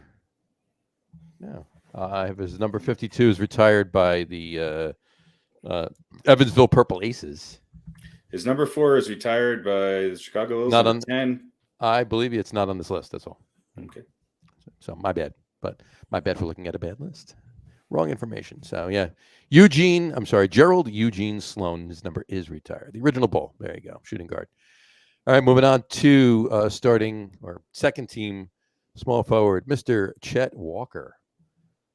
Chester Walker, to be exact, and his number is not retired.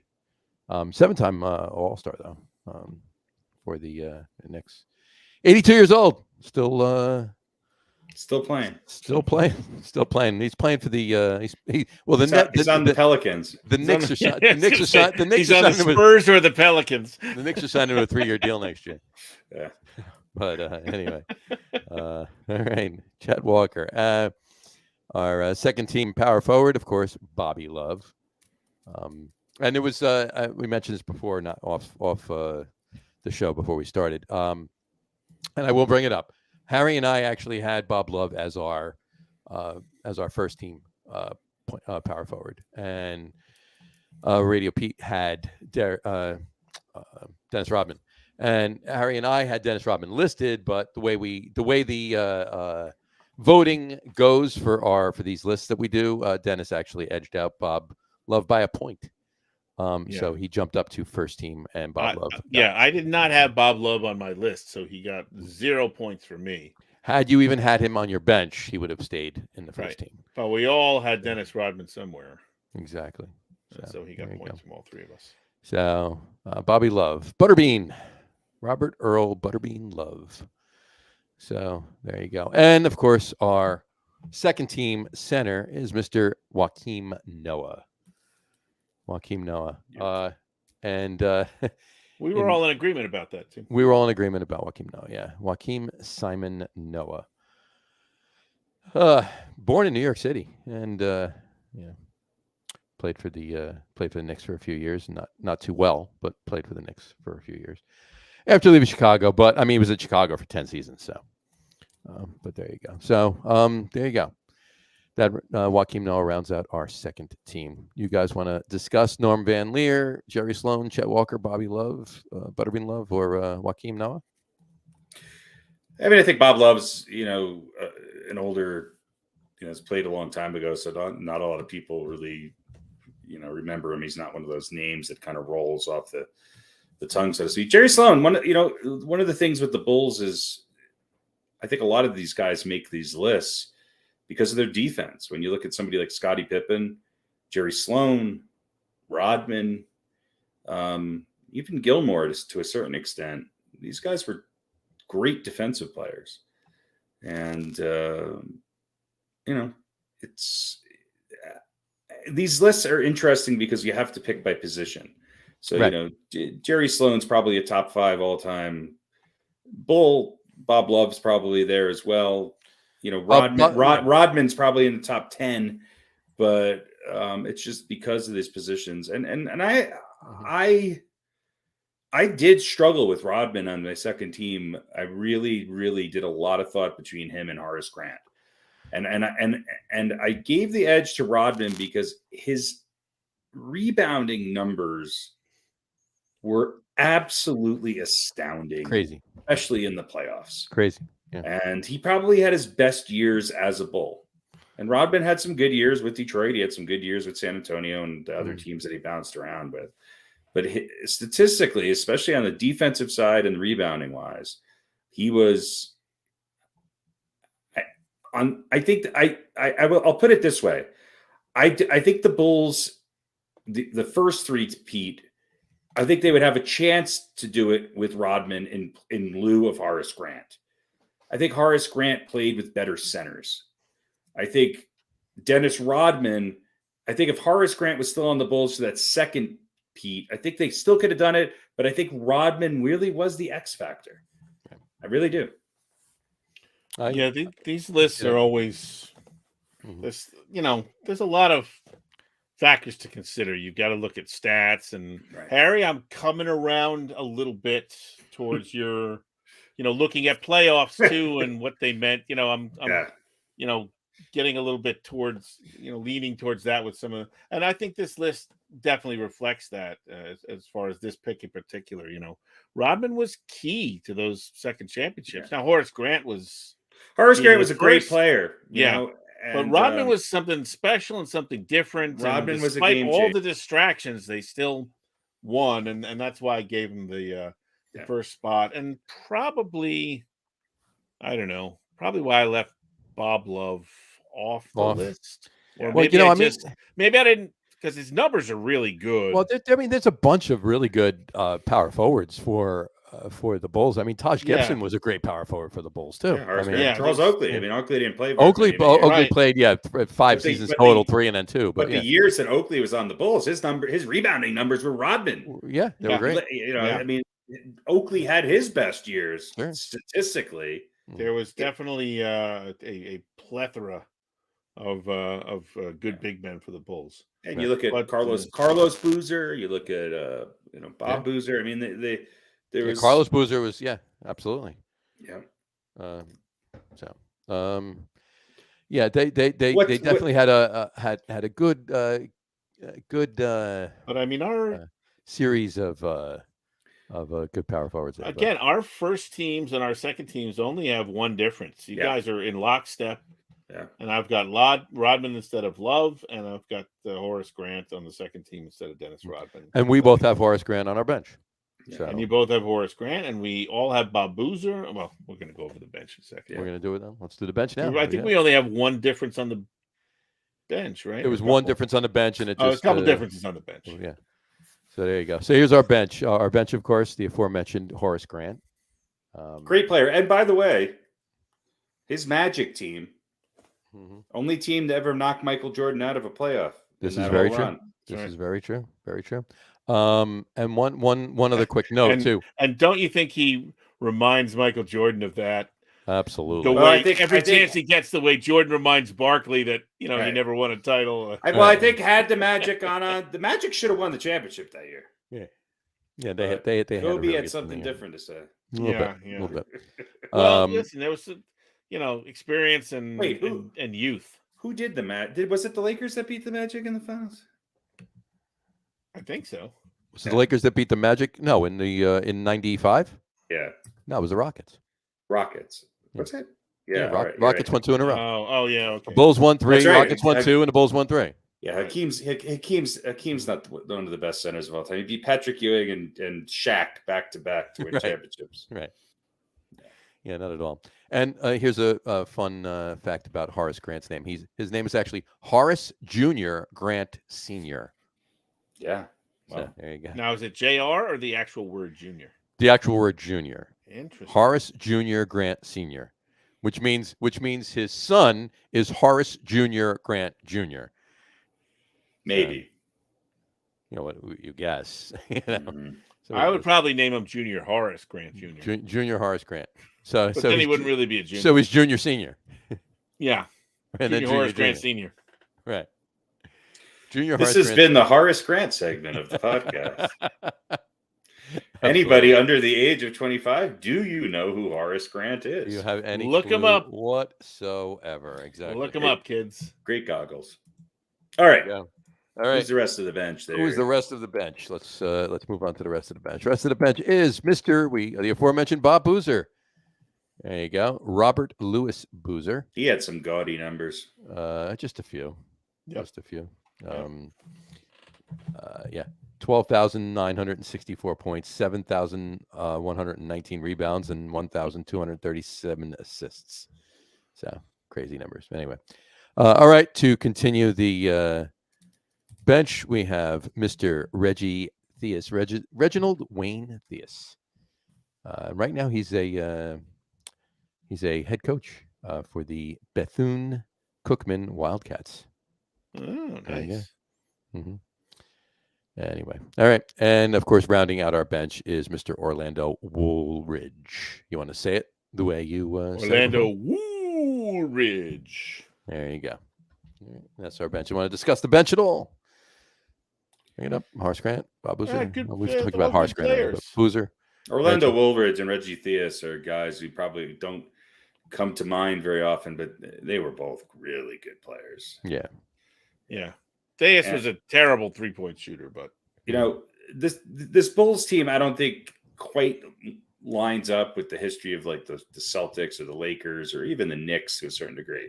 Right. However, out of this, I think if you were to pick an all-time defensive team, they might have 3 of the top 5 starters or 4 of the top 5 starters. Right. I mean, it's incredible. Here's one thing about Michael Jordan that I think people don't realize.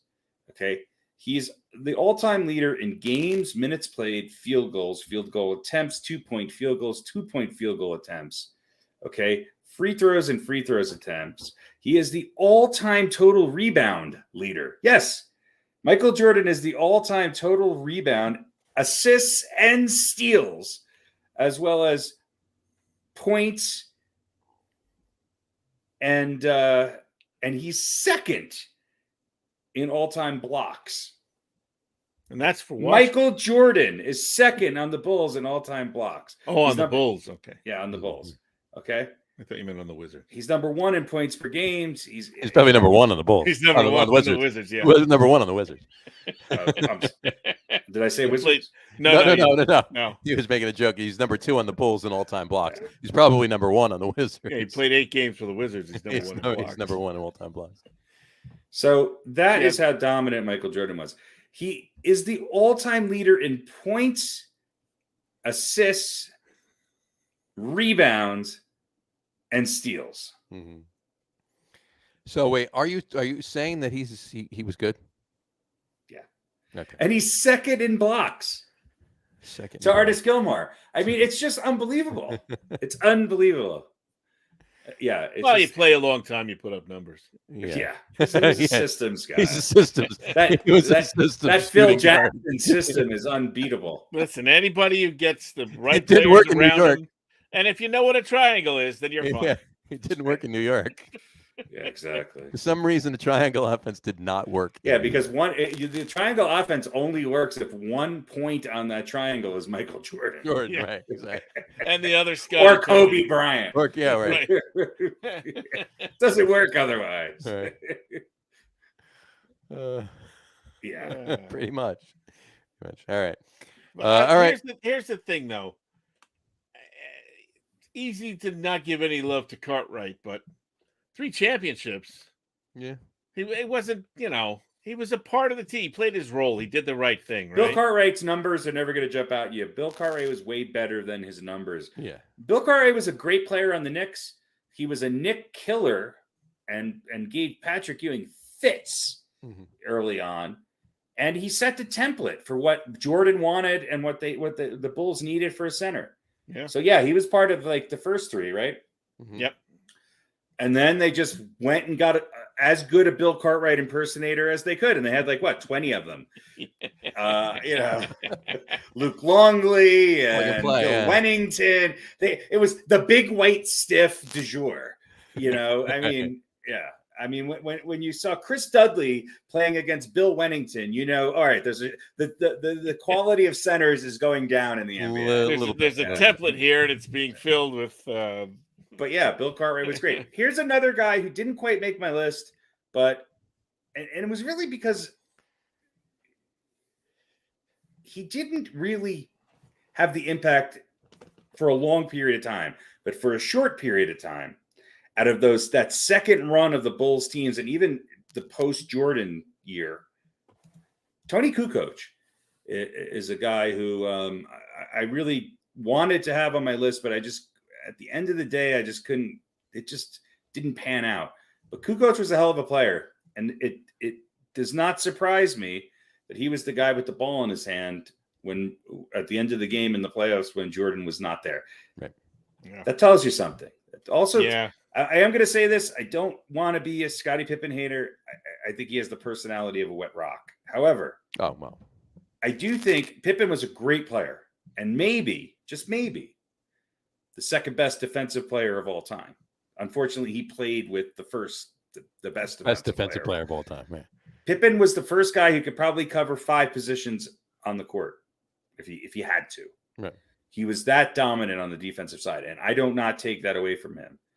But I don't think Scottie Pippen's legacy is anywhere near what he has accumulated if he does not play with Michael Jordan for the Bulls with Michael Jordan.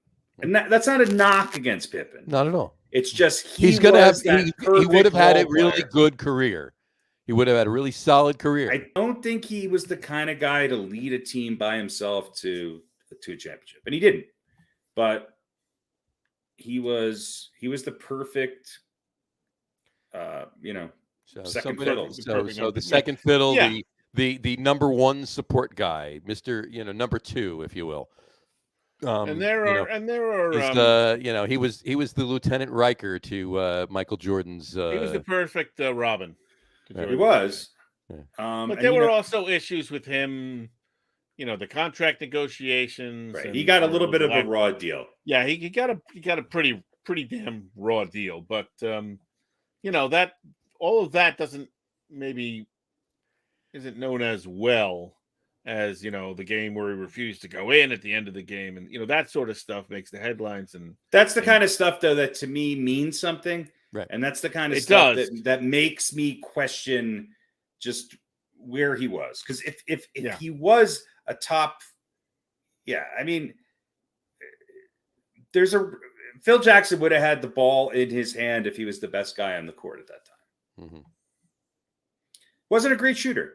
Pippen was good. He became a pretty decent shooter, but he is not, unlike Jordan. He did not have. I mean, nobody had the sort of end of game mid-range jumper that Michael Jordan developed. No one did. Kobe Bryant came close, but Dwayne Wade in his prime maybe, but that's what wins you championships. And that was the part of Pippen's game that he never quite had. He became a good shooter. Started off his career pretty rough in that end. And I will say he's probably the most improved shooter in the history of the NBA.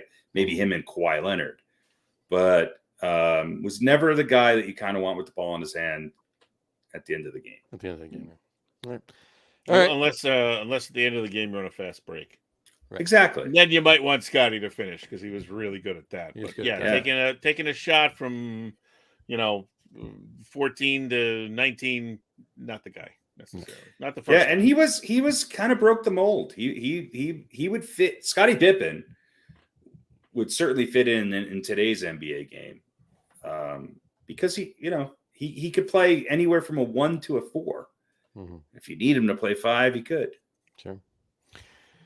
All right.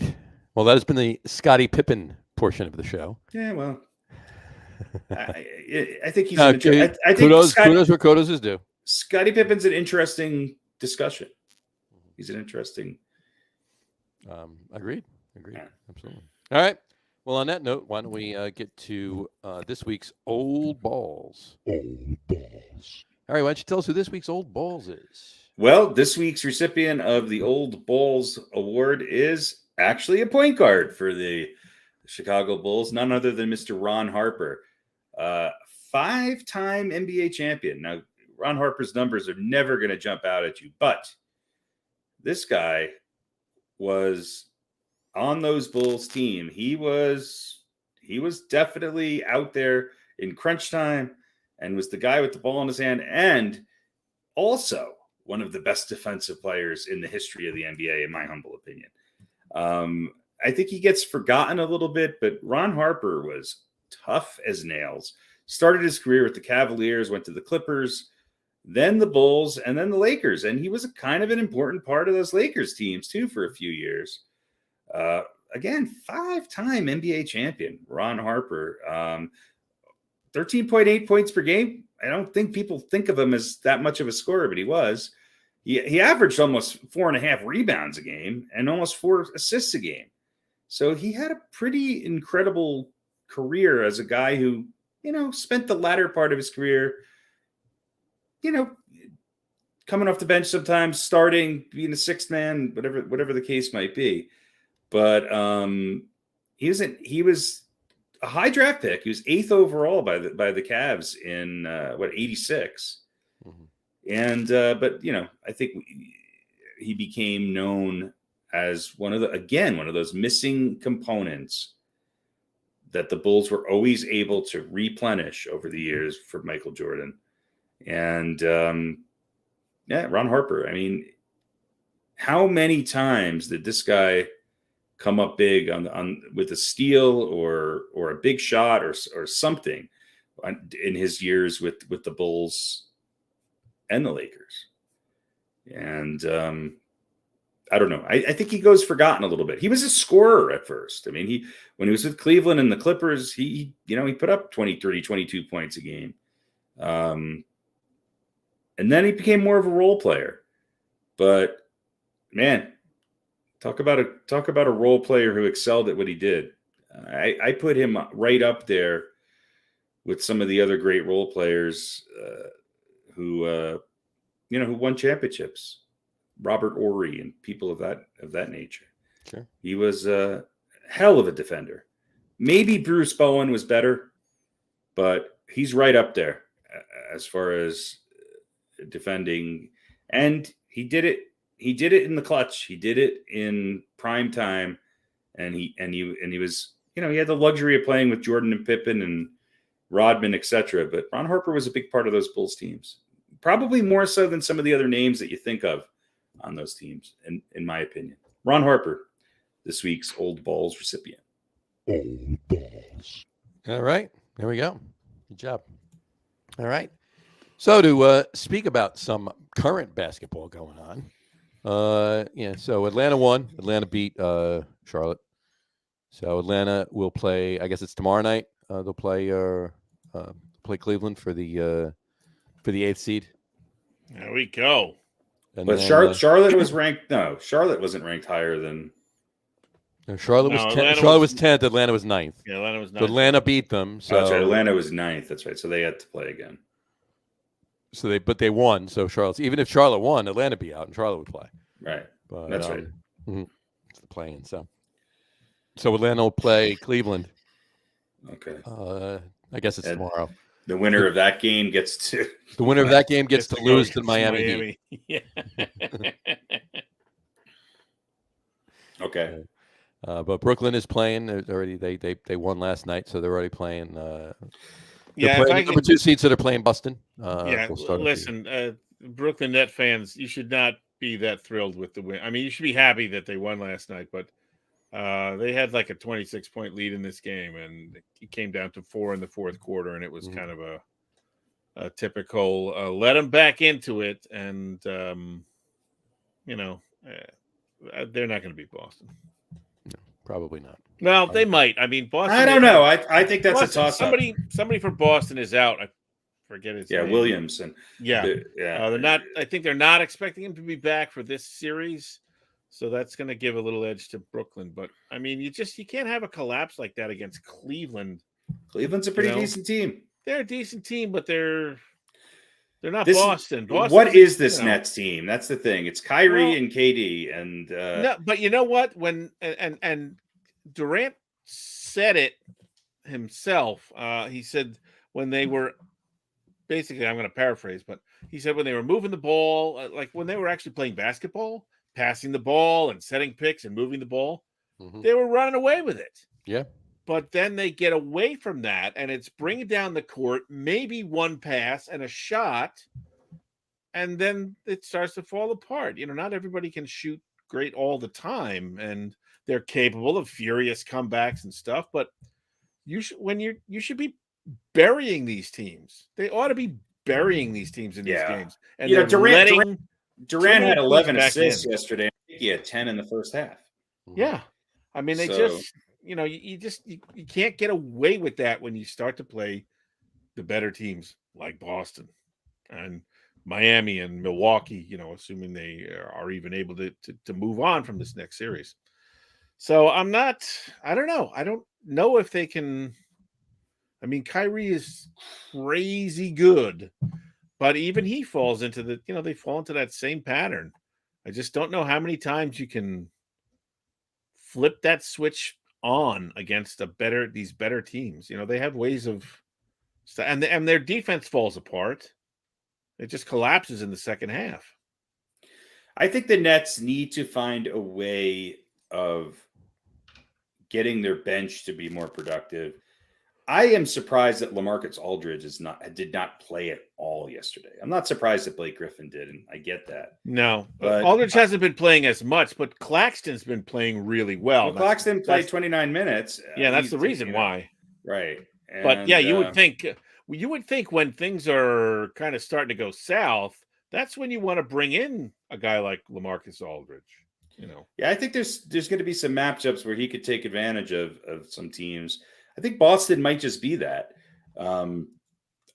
Look, Boston's a team that finished the season really hot. They dropped a little bit. They were in the top spot. The Heat, nobody's talking about the Heat. But I think the Boston Nets series is going to be a really good one. I really do. I don't think Boston's a prohibitive favorite in that at all. What I do think is I think Boston's defense can cause problems for Kyrie Irving. I don't think anybody causes problems for Kevin Durant, but I do think they can get Irving off his game a little bit. Right. But look, the Nets have to get more guys involved. Steph Curry, zero. Yeah. 0 points yesterday. You're going to beat Boston. Falling off. He's falling off the wagon. If you're going to beat Boston, that guy's got to hit some threes. He's got to do something. Look, Patty Mills went through a real dry spell, but he's he's streaky, but he's kind of back on his game a little bit. So sure. I'll be honest. I'm not a big fan of these play-in series. This is just too much. Anybody that's a regular listener never knew that.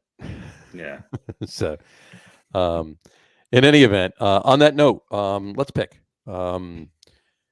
First of all, let's do who's winning the Atlanta-Cleveland game tomorrow night. I think Atlanta wins only because I think Trae Young and those guys they sort of found some magic in the playoffs last year, and I think they're going to win. All right, Pete. I agree. All right, who's winning the Pelicans Spurs game tonight? Well, I mean, right now the Pelicans are up by 3. I think it's going to be hard for New Orleans to lose this. I think the Pelicans win. Who's on the Pelicans? That's a good question. I mean, Zion, but he's not playing, right? Who's on the Spurs? Who's on the Pelicans? That's the guy.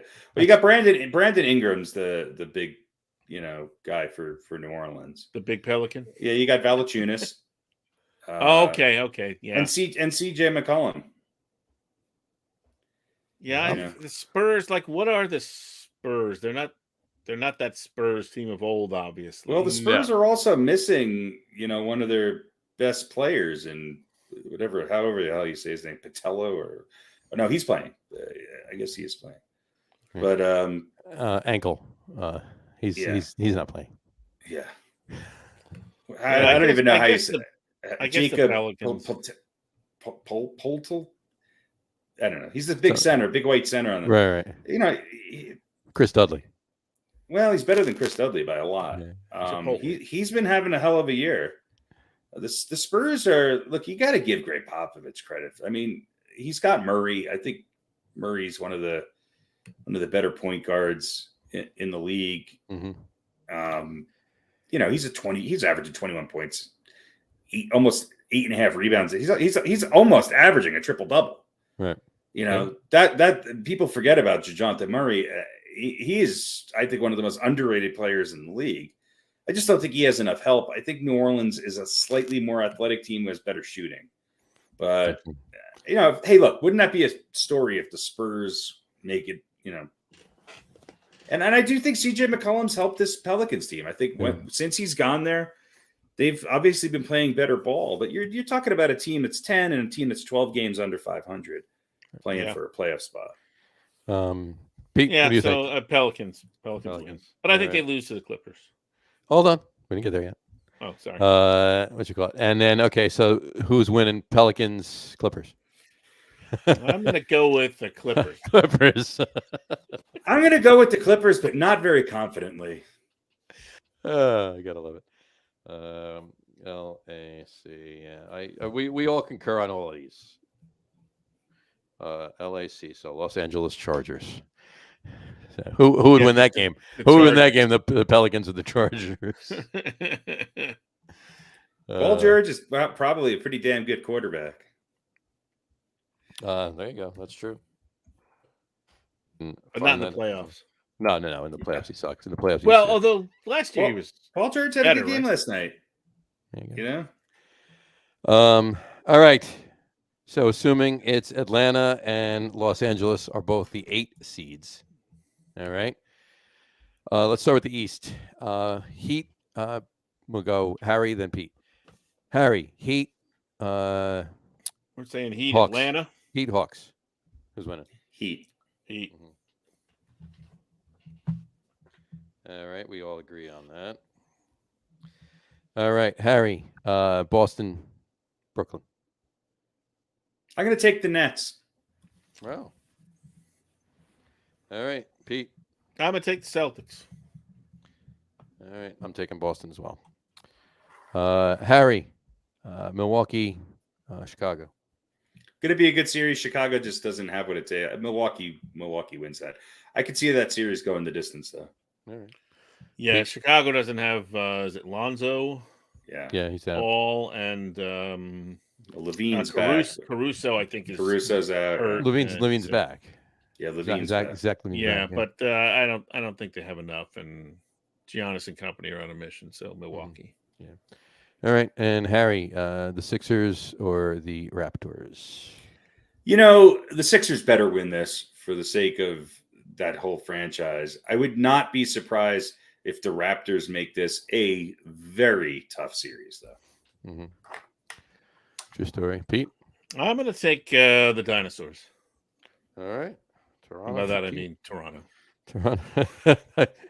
Wait a minute. I was going to say the 76ers aren't that old a team. No, they're not that old. But... All right. Let's move to the West. Harry, start us out. The Suns and, according to this, the Clippers. Suns. I was going to say, let me just write Suns down for all three of us. Hold on. Pete? Phoenix, I believe their name is. Phoenix, yeah, there you go. All right. Memphis, Minnesota. Harry. Tell you what, Minnesota is a cocky, talented team. So is Memphis. All right. Pete. Yeah, there's a reason Memphis is the second seed. So yeah. I concur. And they're a bear. Their team mascot's a bear. So there you go. Yeah, I agree. Memphis as well. All right. Harry, Warriors, Nuggets. Let me just write Denver. Hold on. No, I mean, look, I wish I could say that. If Steph Curry was out, I think they got a chance. I think this is going to be close. I just think Steph Curry's. You don't think the Joker can carry this team through that? Not series? with what he's got. No, he just has no one. Yeah. Yeah, I just think I think the Warriors win. I think it's close though. I think it's close, and I'll be really happy if I'm wrong. But I think the Warriors win. All right, so you're going with gunshot wound. GSW, that is. Pete? Yeah, I agree. I agree. The Warriors are probably, this might be a very kind of enviable position for them. I mean, they're the number 3 seed, but other than, it's Steph Curry, they're not in the news as much. Right. There's other teams that are being talked about, and they don't have the best record. They got the third or fourth best record so they're a little bit under the radar as much as Golden State can be. But they got a lot of firepower. So I give Steve Kerr and the Warriors credit for actually getting the 3rd seed with what they've been dealing with over the course. Yeah, that's what I mean. I don't. Yes, they're a threat.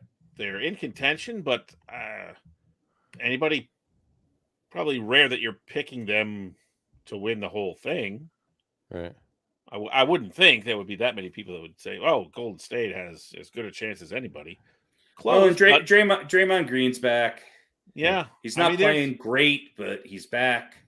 That's what I mean. They're a little bit underrated, maybe, or better than their rating, and I think that's a good position for them. Right? They're not pressured. I don't think they get past the second round, but I think they beat the Nuggets, which is unfortunate because I think had the Nuggets played Utah, I think the Nuggets could have beat them. I think this is just a bad matchup for the Nuggets because the Nuggets just don't have much of a backcourt depth right now. Gotcha. All right, Harry, Mavericks or Jazz? Well, is Luka playing? That's the big thing. How serious is this injury? It sounds like he's not going to play. It sounds that way. So I'm going to go with the Jazz. I mean, the Mavericks without Luka or the Nuggets without Joker. So it's this is true. Yeah. And Pete, is he going to be out for the whole series? Is that what they're saying? We don't know. We don't know. Even if he comes back, it's not like he's going to be completely right. Like he's 100% from the day he comes back. Yeah. Right. That's not going to happen. Yeah, I'll take Utah. All right. So there you go. So of all of these, we agree on everything except 2 series. Harry is going Brooklyn. Pete and I are going Boston, and Harry and I are going Sixers. Pete's going Toronto. So those are the only 2 outliers. Everything else we agree on. So cool. And just for shiggles, obviously we'll do this, weekly or whatever. As series end and we move on to the next. We'll adjust our. We'll adjust. Well, we have to, right? Well, we'll pick the next round, right? If everything is here, we'll see how well we did, and then pick the next round. No matter what, we're going to have different picks. Yeah, I mean, I don't think anything have to play each other. It's not, So if the Spurs win, I don't think we're going to take the Spurs over the Clippers. Probably not. And if Charlotte wins, no, Charlotte. I don't know. I'll probably take Cleveland over Charlotte. No, well, Charlotte lost already. Atlanta already won. Oh no, that's right. Never mind. Charlotte's out. Sorry. So if the Pelicans win, if the Spurs win tonight, you're not going to take the Spurs over. Yeah, that's not going to. So nothing's going to change. And if the Spurs do win, you're not going to take the Spurs over the Suns either. So nope. None of that's changing. Yeah, so none of that's going to change. So, but just for shiggles, let's call it right now, to be adjusted later if need be, with a demerit written down. Who is going to the finals and who's winning? Start with Harry. What's the game? What's the matchup and who wins?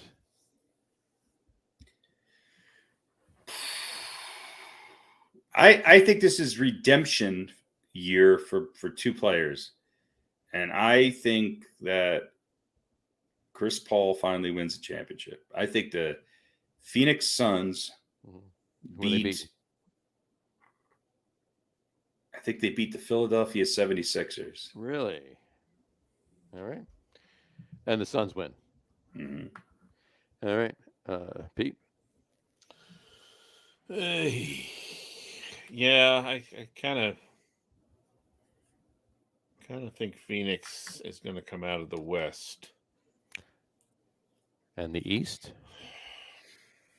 I hate to count out the Bucks, but I think James Harden is going to. I think James Harden is going to figure this out with Embiid, and I just think that if they can get past Toronto, I think they match up really well against the rest of these teams. Mm-hmm. Yeah, I don't know. Harden's got a pretty dismal playoff history, I think. Yeah, and look, I don't discount the Nets either. I think So I'm going out on a little bit of a ledge with the Sixers. All right, so Phoenix beats the Nets, even though they already lost to Boston. I think Phoenix is going to beat Miami. Miami. Yep. All right. I think the Heat are putting it all together. All right. Well, we agree that the Suns. All three of us agree that the Suns are coming out of the West. Harry says the Sixers are coming out of the East. Pete says the Heat, and I say the Bucks. And we all three agree that the Suns will win, no matter who they play. So there you go. We'll hold that sheet right there, and we'll revisit it after the fact. So, all right. Anything else we want to talk about? Hockey. Still got a couple weeks left the regular season, right? We still got a couple weeks left before they go to the playoffs there. I just realized I didn't change the background at all. It's been basketball all night. So hockey doesn't have any play-in games, do they? No. And in overtime, there's not like an extra guy or there's a guy in the goal. No, what they do is they place a puck right in the crease. Okay. And then if the goalie knocks it in, that doesn't count. But if the guy can get a stick in there, See, my idea was you take the smallest member of the opposing team on each team, and you put them on the opposing goalie's shoulders. There you go. There you go. Once you get past 2 overtimes, the goalie has to play with the guy from the other team on his shoulders. Well, did you see that? I forget who it was. Might have been Washington. I forget who it was. I got to go back and find the video. But did you see that one goal? It was last week. Guy behind the net put his stick flat down on the puck, flipped it over, tossed it over, and then the guy batted it over the goalie's shoulder into the net. Yeah, it was insane. How the hell did that happen? Somebody else did that a couple of years ago too, but still impressive. It was very impressive. What was really surprising about that is, how do you let that guy sit behind your net long enough? Right. Unless maybe it was a power. Where were the? Yeah, maybe it was a power play, but could have been a power play. I mean, even so, you can't let a guy long enough to get the right. He had to tiddlywink it up onto the stick or whatever, and then flip it. Somebody's got to go back there and. It's the official. That's the official move. A tiddlywink. Tiddlywink it puck onto the stick and then flip it. Well, that's how you play tiddlywinks. But he tiddlywinked it up and over it up onto the stick and over the net. That could be the greatest tiddlywink goal we've ever seen in this league. And possibly the only tiddlywink goal we've ever seen. I'm pretty sure somebody did that a couple of years ago, too. Oh, yeah. A tiddlywink goal? It was a tiddlywink goal. Tiddlywink Johnson did it all the time. Well, John Lovehandle's Tiddlywink Smith back in 1901. He absolutely did. He did. 2 tiddlywink goals. He was known for his tiddlywink prowess. That's right. And his love handles. That's right. Then he got arrested, and that was the end of that. Tiddlywinking, and he got the poodle in the divorce, though. He got the poodle in the divorce. Yes, he did. So, anyway, I would like to say one thing in hockey. That is, congrats to the Denver Pioneers for winning the NCAA championship. I will congratulate the team. I will make a note of saying that the students were an absolute nightmare and just insane. But I guess they had some fun lighting things on fire. Well, that happens. And listen, was it Florida and Colorado? Not really fun, though. What's the most points? Is it the Norris Trophy? The most points in the season, I think. So Colorado's right in that, right? Yeah. Yeah. So, right now, Florida's caught up. Florida and yeah, that's what I mean. They're tied at 110. They're tied at 110. But the Avalanche were ahead of the Panthers for most of the season. That Panthers caught up. Yeah. Panthers have won 8 in a row. Colorado's only won 6 in a row. So they're slacking. So, but yeah, it's. I mean, it's pretty well. I mean, the playoffs are pretty well defined right now. I mean, there's still room there, but I mean, right now it pretty much looks like. I mean, Carolina, the Hurricanes, the Rangers, the Penguins, and the Capitals are coming out of the Metropolitan. The Panthers, the Maple Leafs, the Lightning, and the Bruins are coming out of The Islanders have not been eliminated yet. The Islanders have not been eliminated yet. No, that is absolutely correct. But most likely, that will be. I mean, there's a definitive line. I mean, it's not close. It's not like it's only a couple of games, and a couple of games here and a couple of games there can swing. I know we got 2 weeks, but it pretty much looks as if that's going to be the scenario in the East. In the West, a little different. There's a little bit more. The Pacific is still, relatively well. I mean, Calgary's both the Pacific and the 9. Central. But Edmonton, Los Angeles, even Vegas is how many games we got left? 7 or 8, right? Mm-hmm. So they're 5 back of Edmonton, but there's like 10. It's like 8, 9, or 10 actually games left. Except the Kings actually only have 7 games left, and as well as the Ducks. But it's a lot closer. In those divisions, there's only 1 or 2 or 3 or 4 points that separate like the 5th place teams in each of those divisions. Yeah, the Rangers can still win their division. Rangers can still win the division. Only 2 points. They had a chance last night.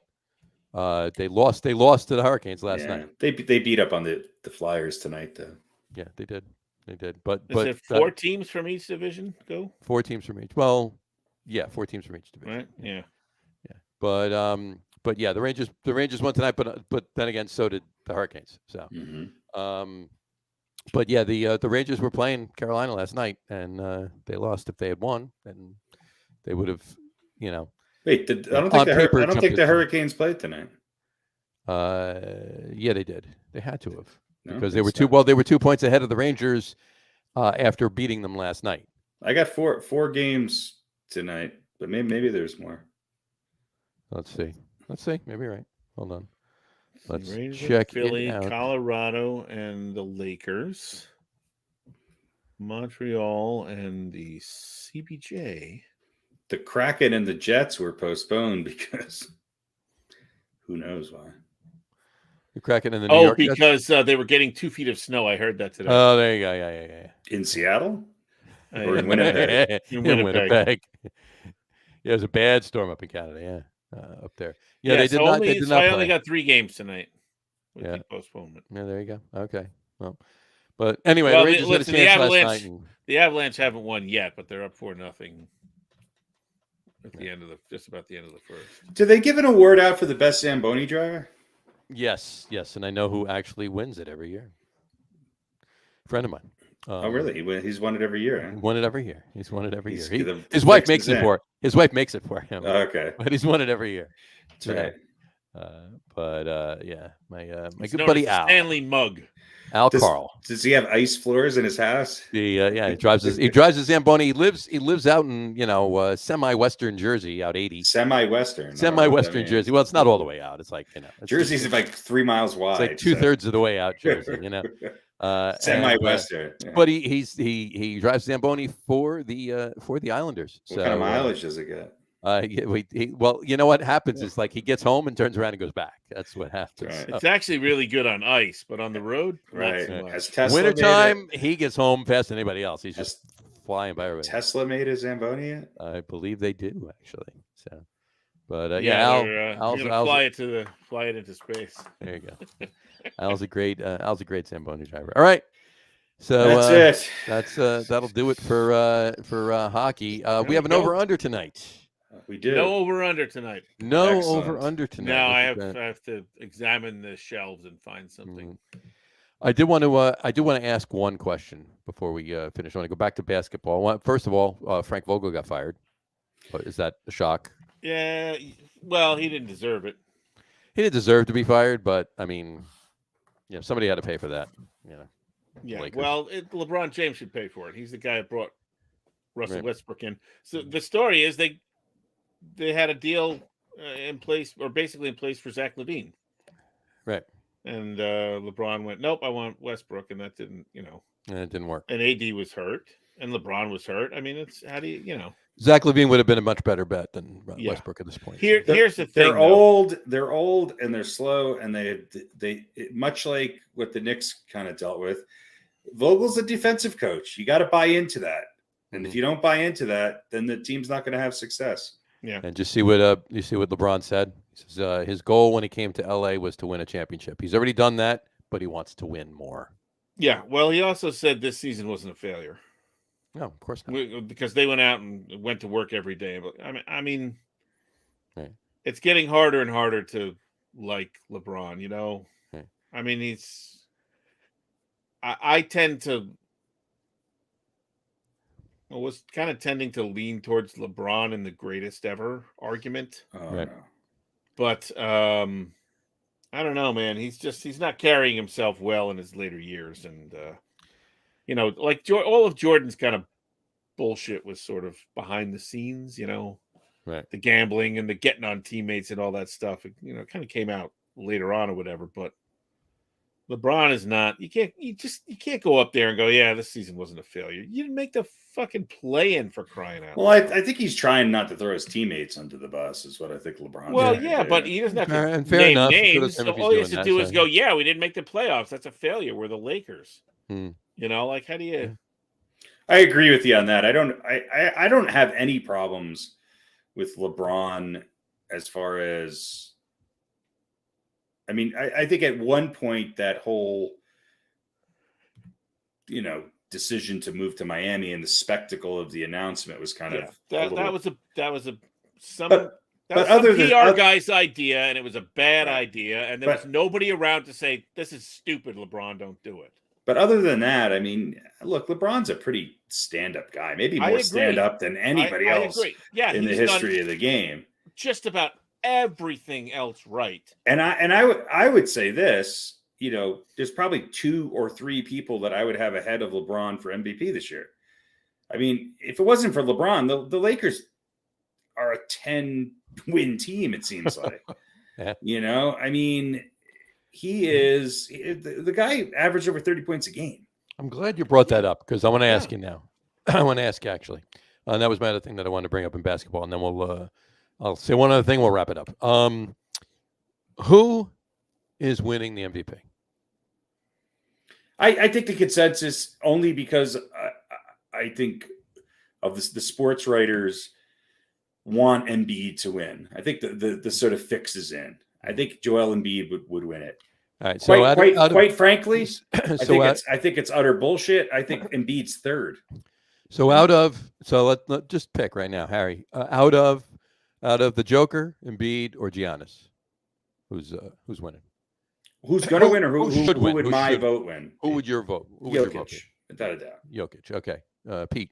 2,000, 1,500. I get it. His second best player on his team is Will Barton. Right. End of discussion. Okay. Pete. Yeah, I think he's. I mean, who's done more to keep their team afloat than Joker has? Nobody. Right. I mean, talk about a pile of shit being dumped on a team. Right. They went through a lot of shit, and he, sad. Kept them where they were or where they are. So, exactly. Yeah, I think that's fair. I think we all agree.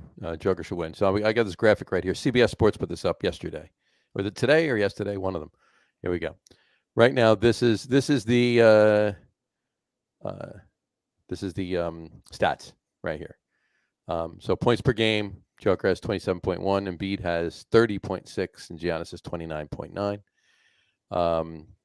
Assists per game, 7.9 for way out in front, Joker, and rebounds 13.8 way out in front, Joker. All three are in the playoffs. Odds of winning, obviously, Giannis has the best odds. Yeah, well, look, Embiid was kind of. I'm sorry. I take that back. Odds of winning the MVP, Joker has the best odds. Right. So Yeah, that's, look, according to CBS Sports, Joker has the best odds right now. Embiid was peaking late in the season, right? He had that ridiculous run of 40-plus point games or whatever the hell it was. Mhm. Giannis is, defending championship, and he came on strong late. Sure. Those are both considerations. But again, they both have way better supporting casts. Exactly. I mean, even before Harden arrives in Philadelphia, Philadelphia's got some players who do not get the respect that they deserve. Yep. And they do feed into to Embiid. I mean, the offense runs through Embiid.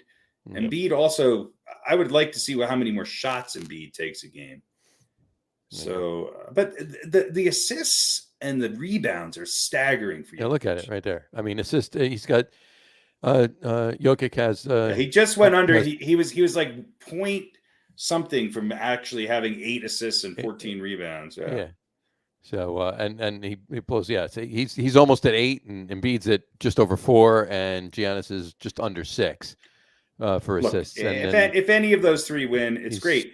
Here's over 2 ahead of both of them rebounds per game. So, and here's something that you got to love with all 3 of them. They're all big men. Yeah. Mm-hmm. And they all come to work every night and play really hard. Yep. And you can't say that about everybody in the NBA these days. Sure. And they're all really good guys. Yeah. They're all what you want out of stars in the NBA. I'll tell you that much. So whoever wins, congratulations. Yeah, but I'm glad Giannis is in that discussion because that guy is just unbelievable.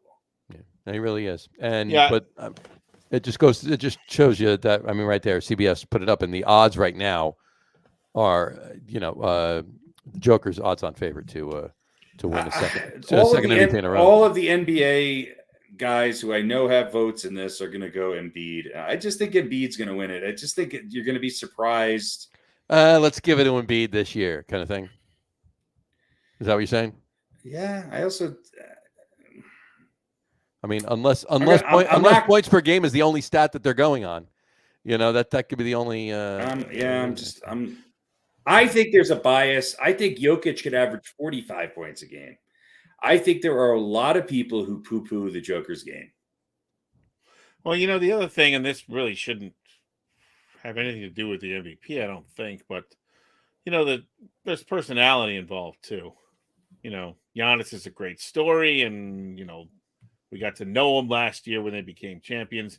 Embiid, you may love him, you may hate him, but he yaps a lot, right? He talks a lot, and he's charismatic and all that.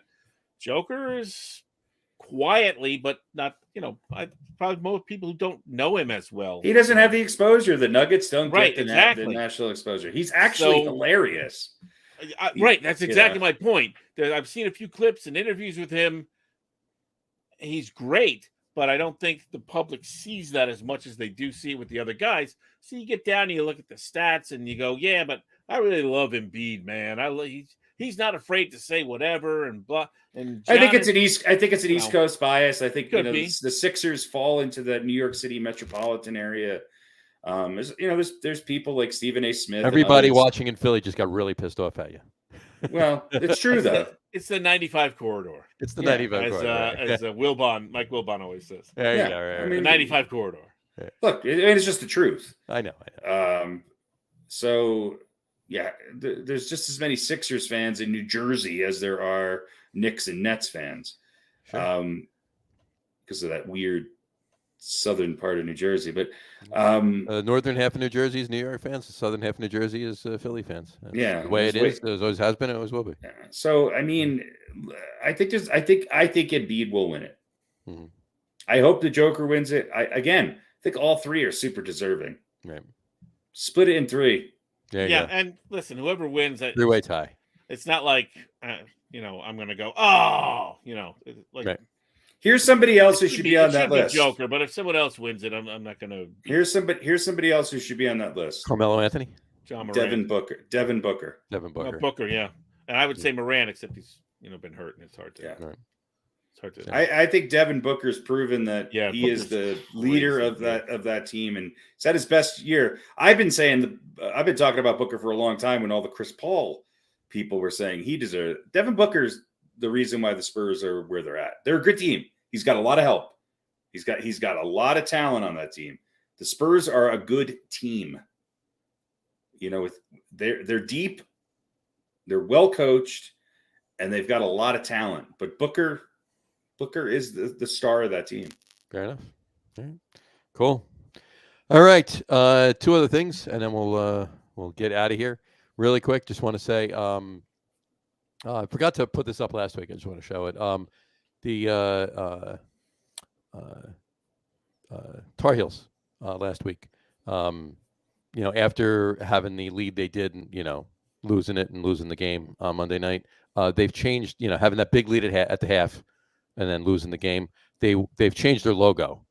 Here's their new logo. Okay. Those of you listening to the audio podcast, it is a Tar Heels colored Atlanta Falcons logo. So there you go. And one other last thing. Congratulations to Scotty Scheffler for winning the Masters. Yeah, good for him. Yeah. Another young guy winning the Masters. Maybe he was the listener from Chicago. Congratulations he actually is. That's the funny thing. To Tiger for making it all the way. And congratulations, Tiger. He made a good showing for considering where he was played at. Really well for 2 days, and I think he just got worn down. Right, And he got worn down. He said that too. He the just hills and having to walk the course, and Mhm. But I don't know. I find Tiger. Found him easy to like or dislike early on, and I'm just one of the people who has a knee-jerk reaction to hype. Tiger and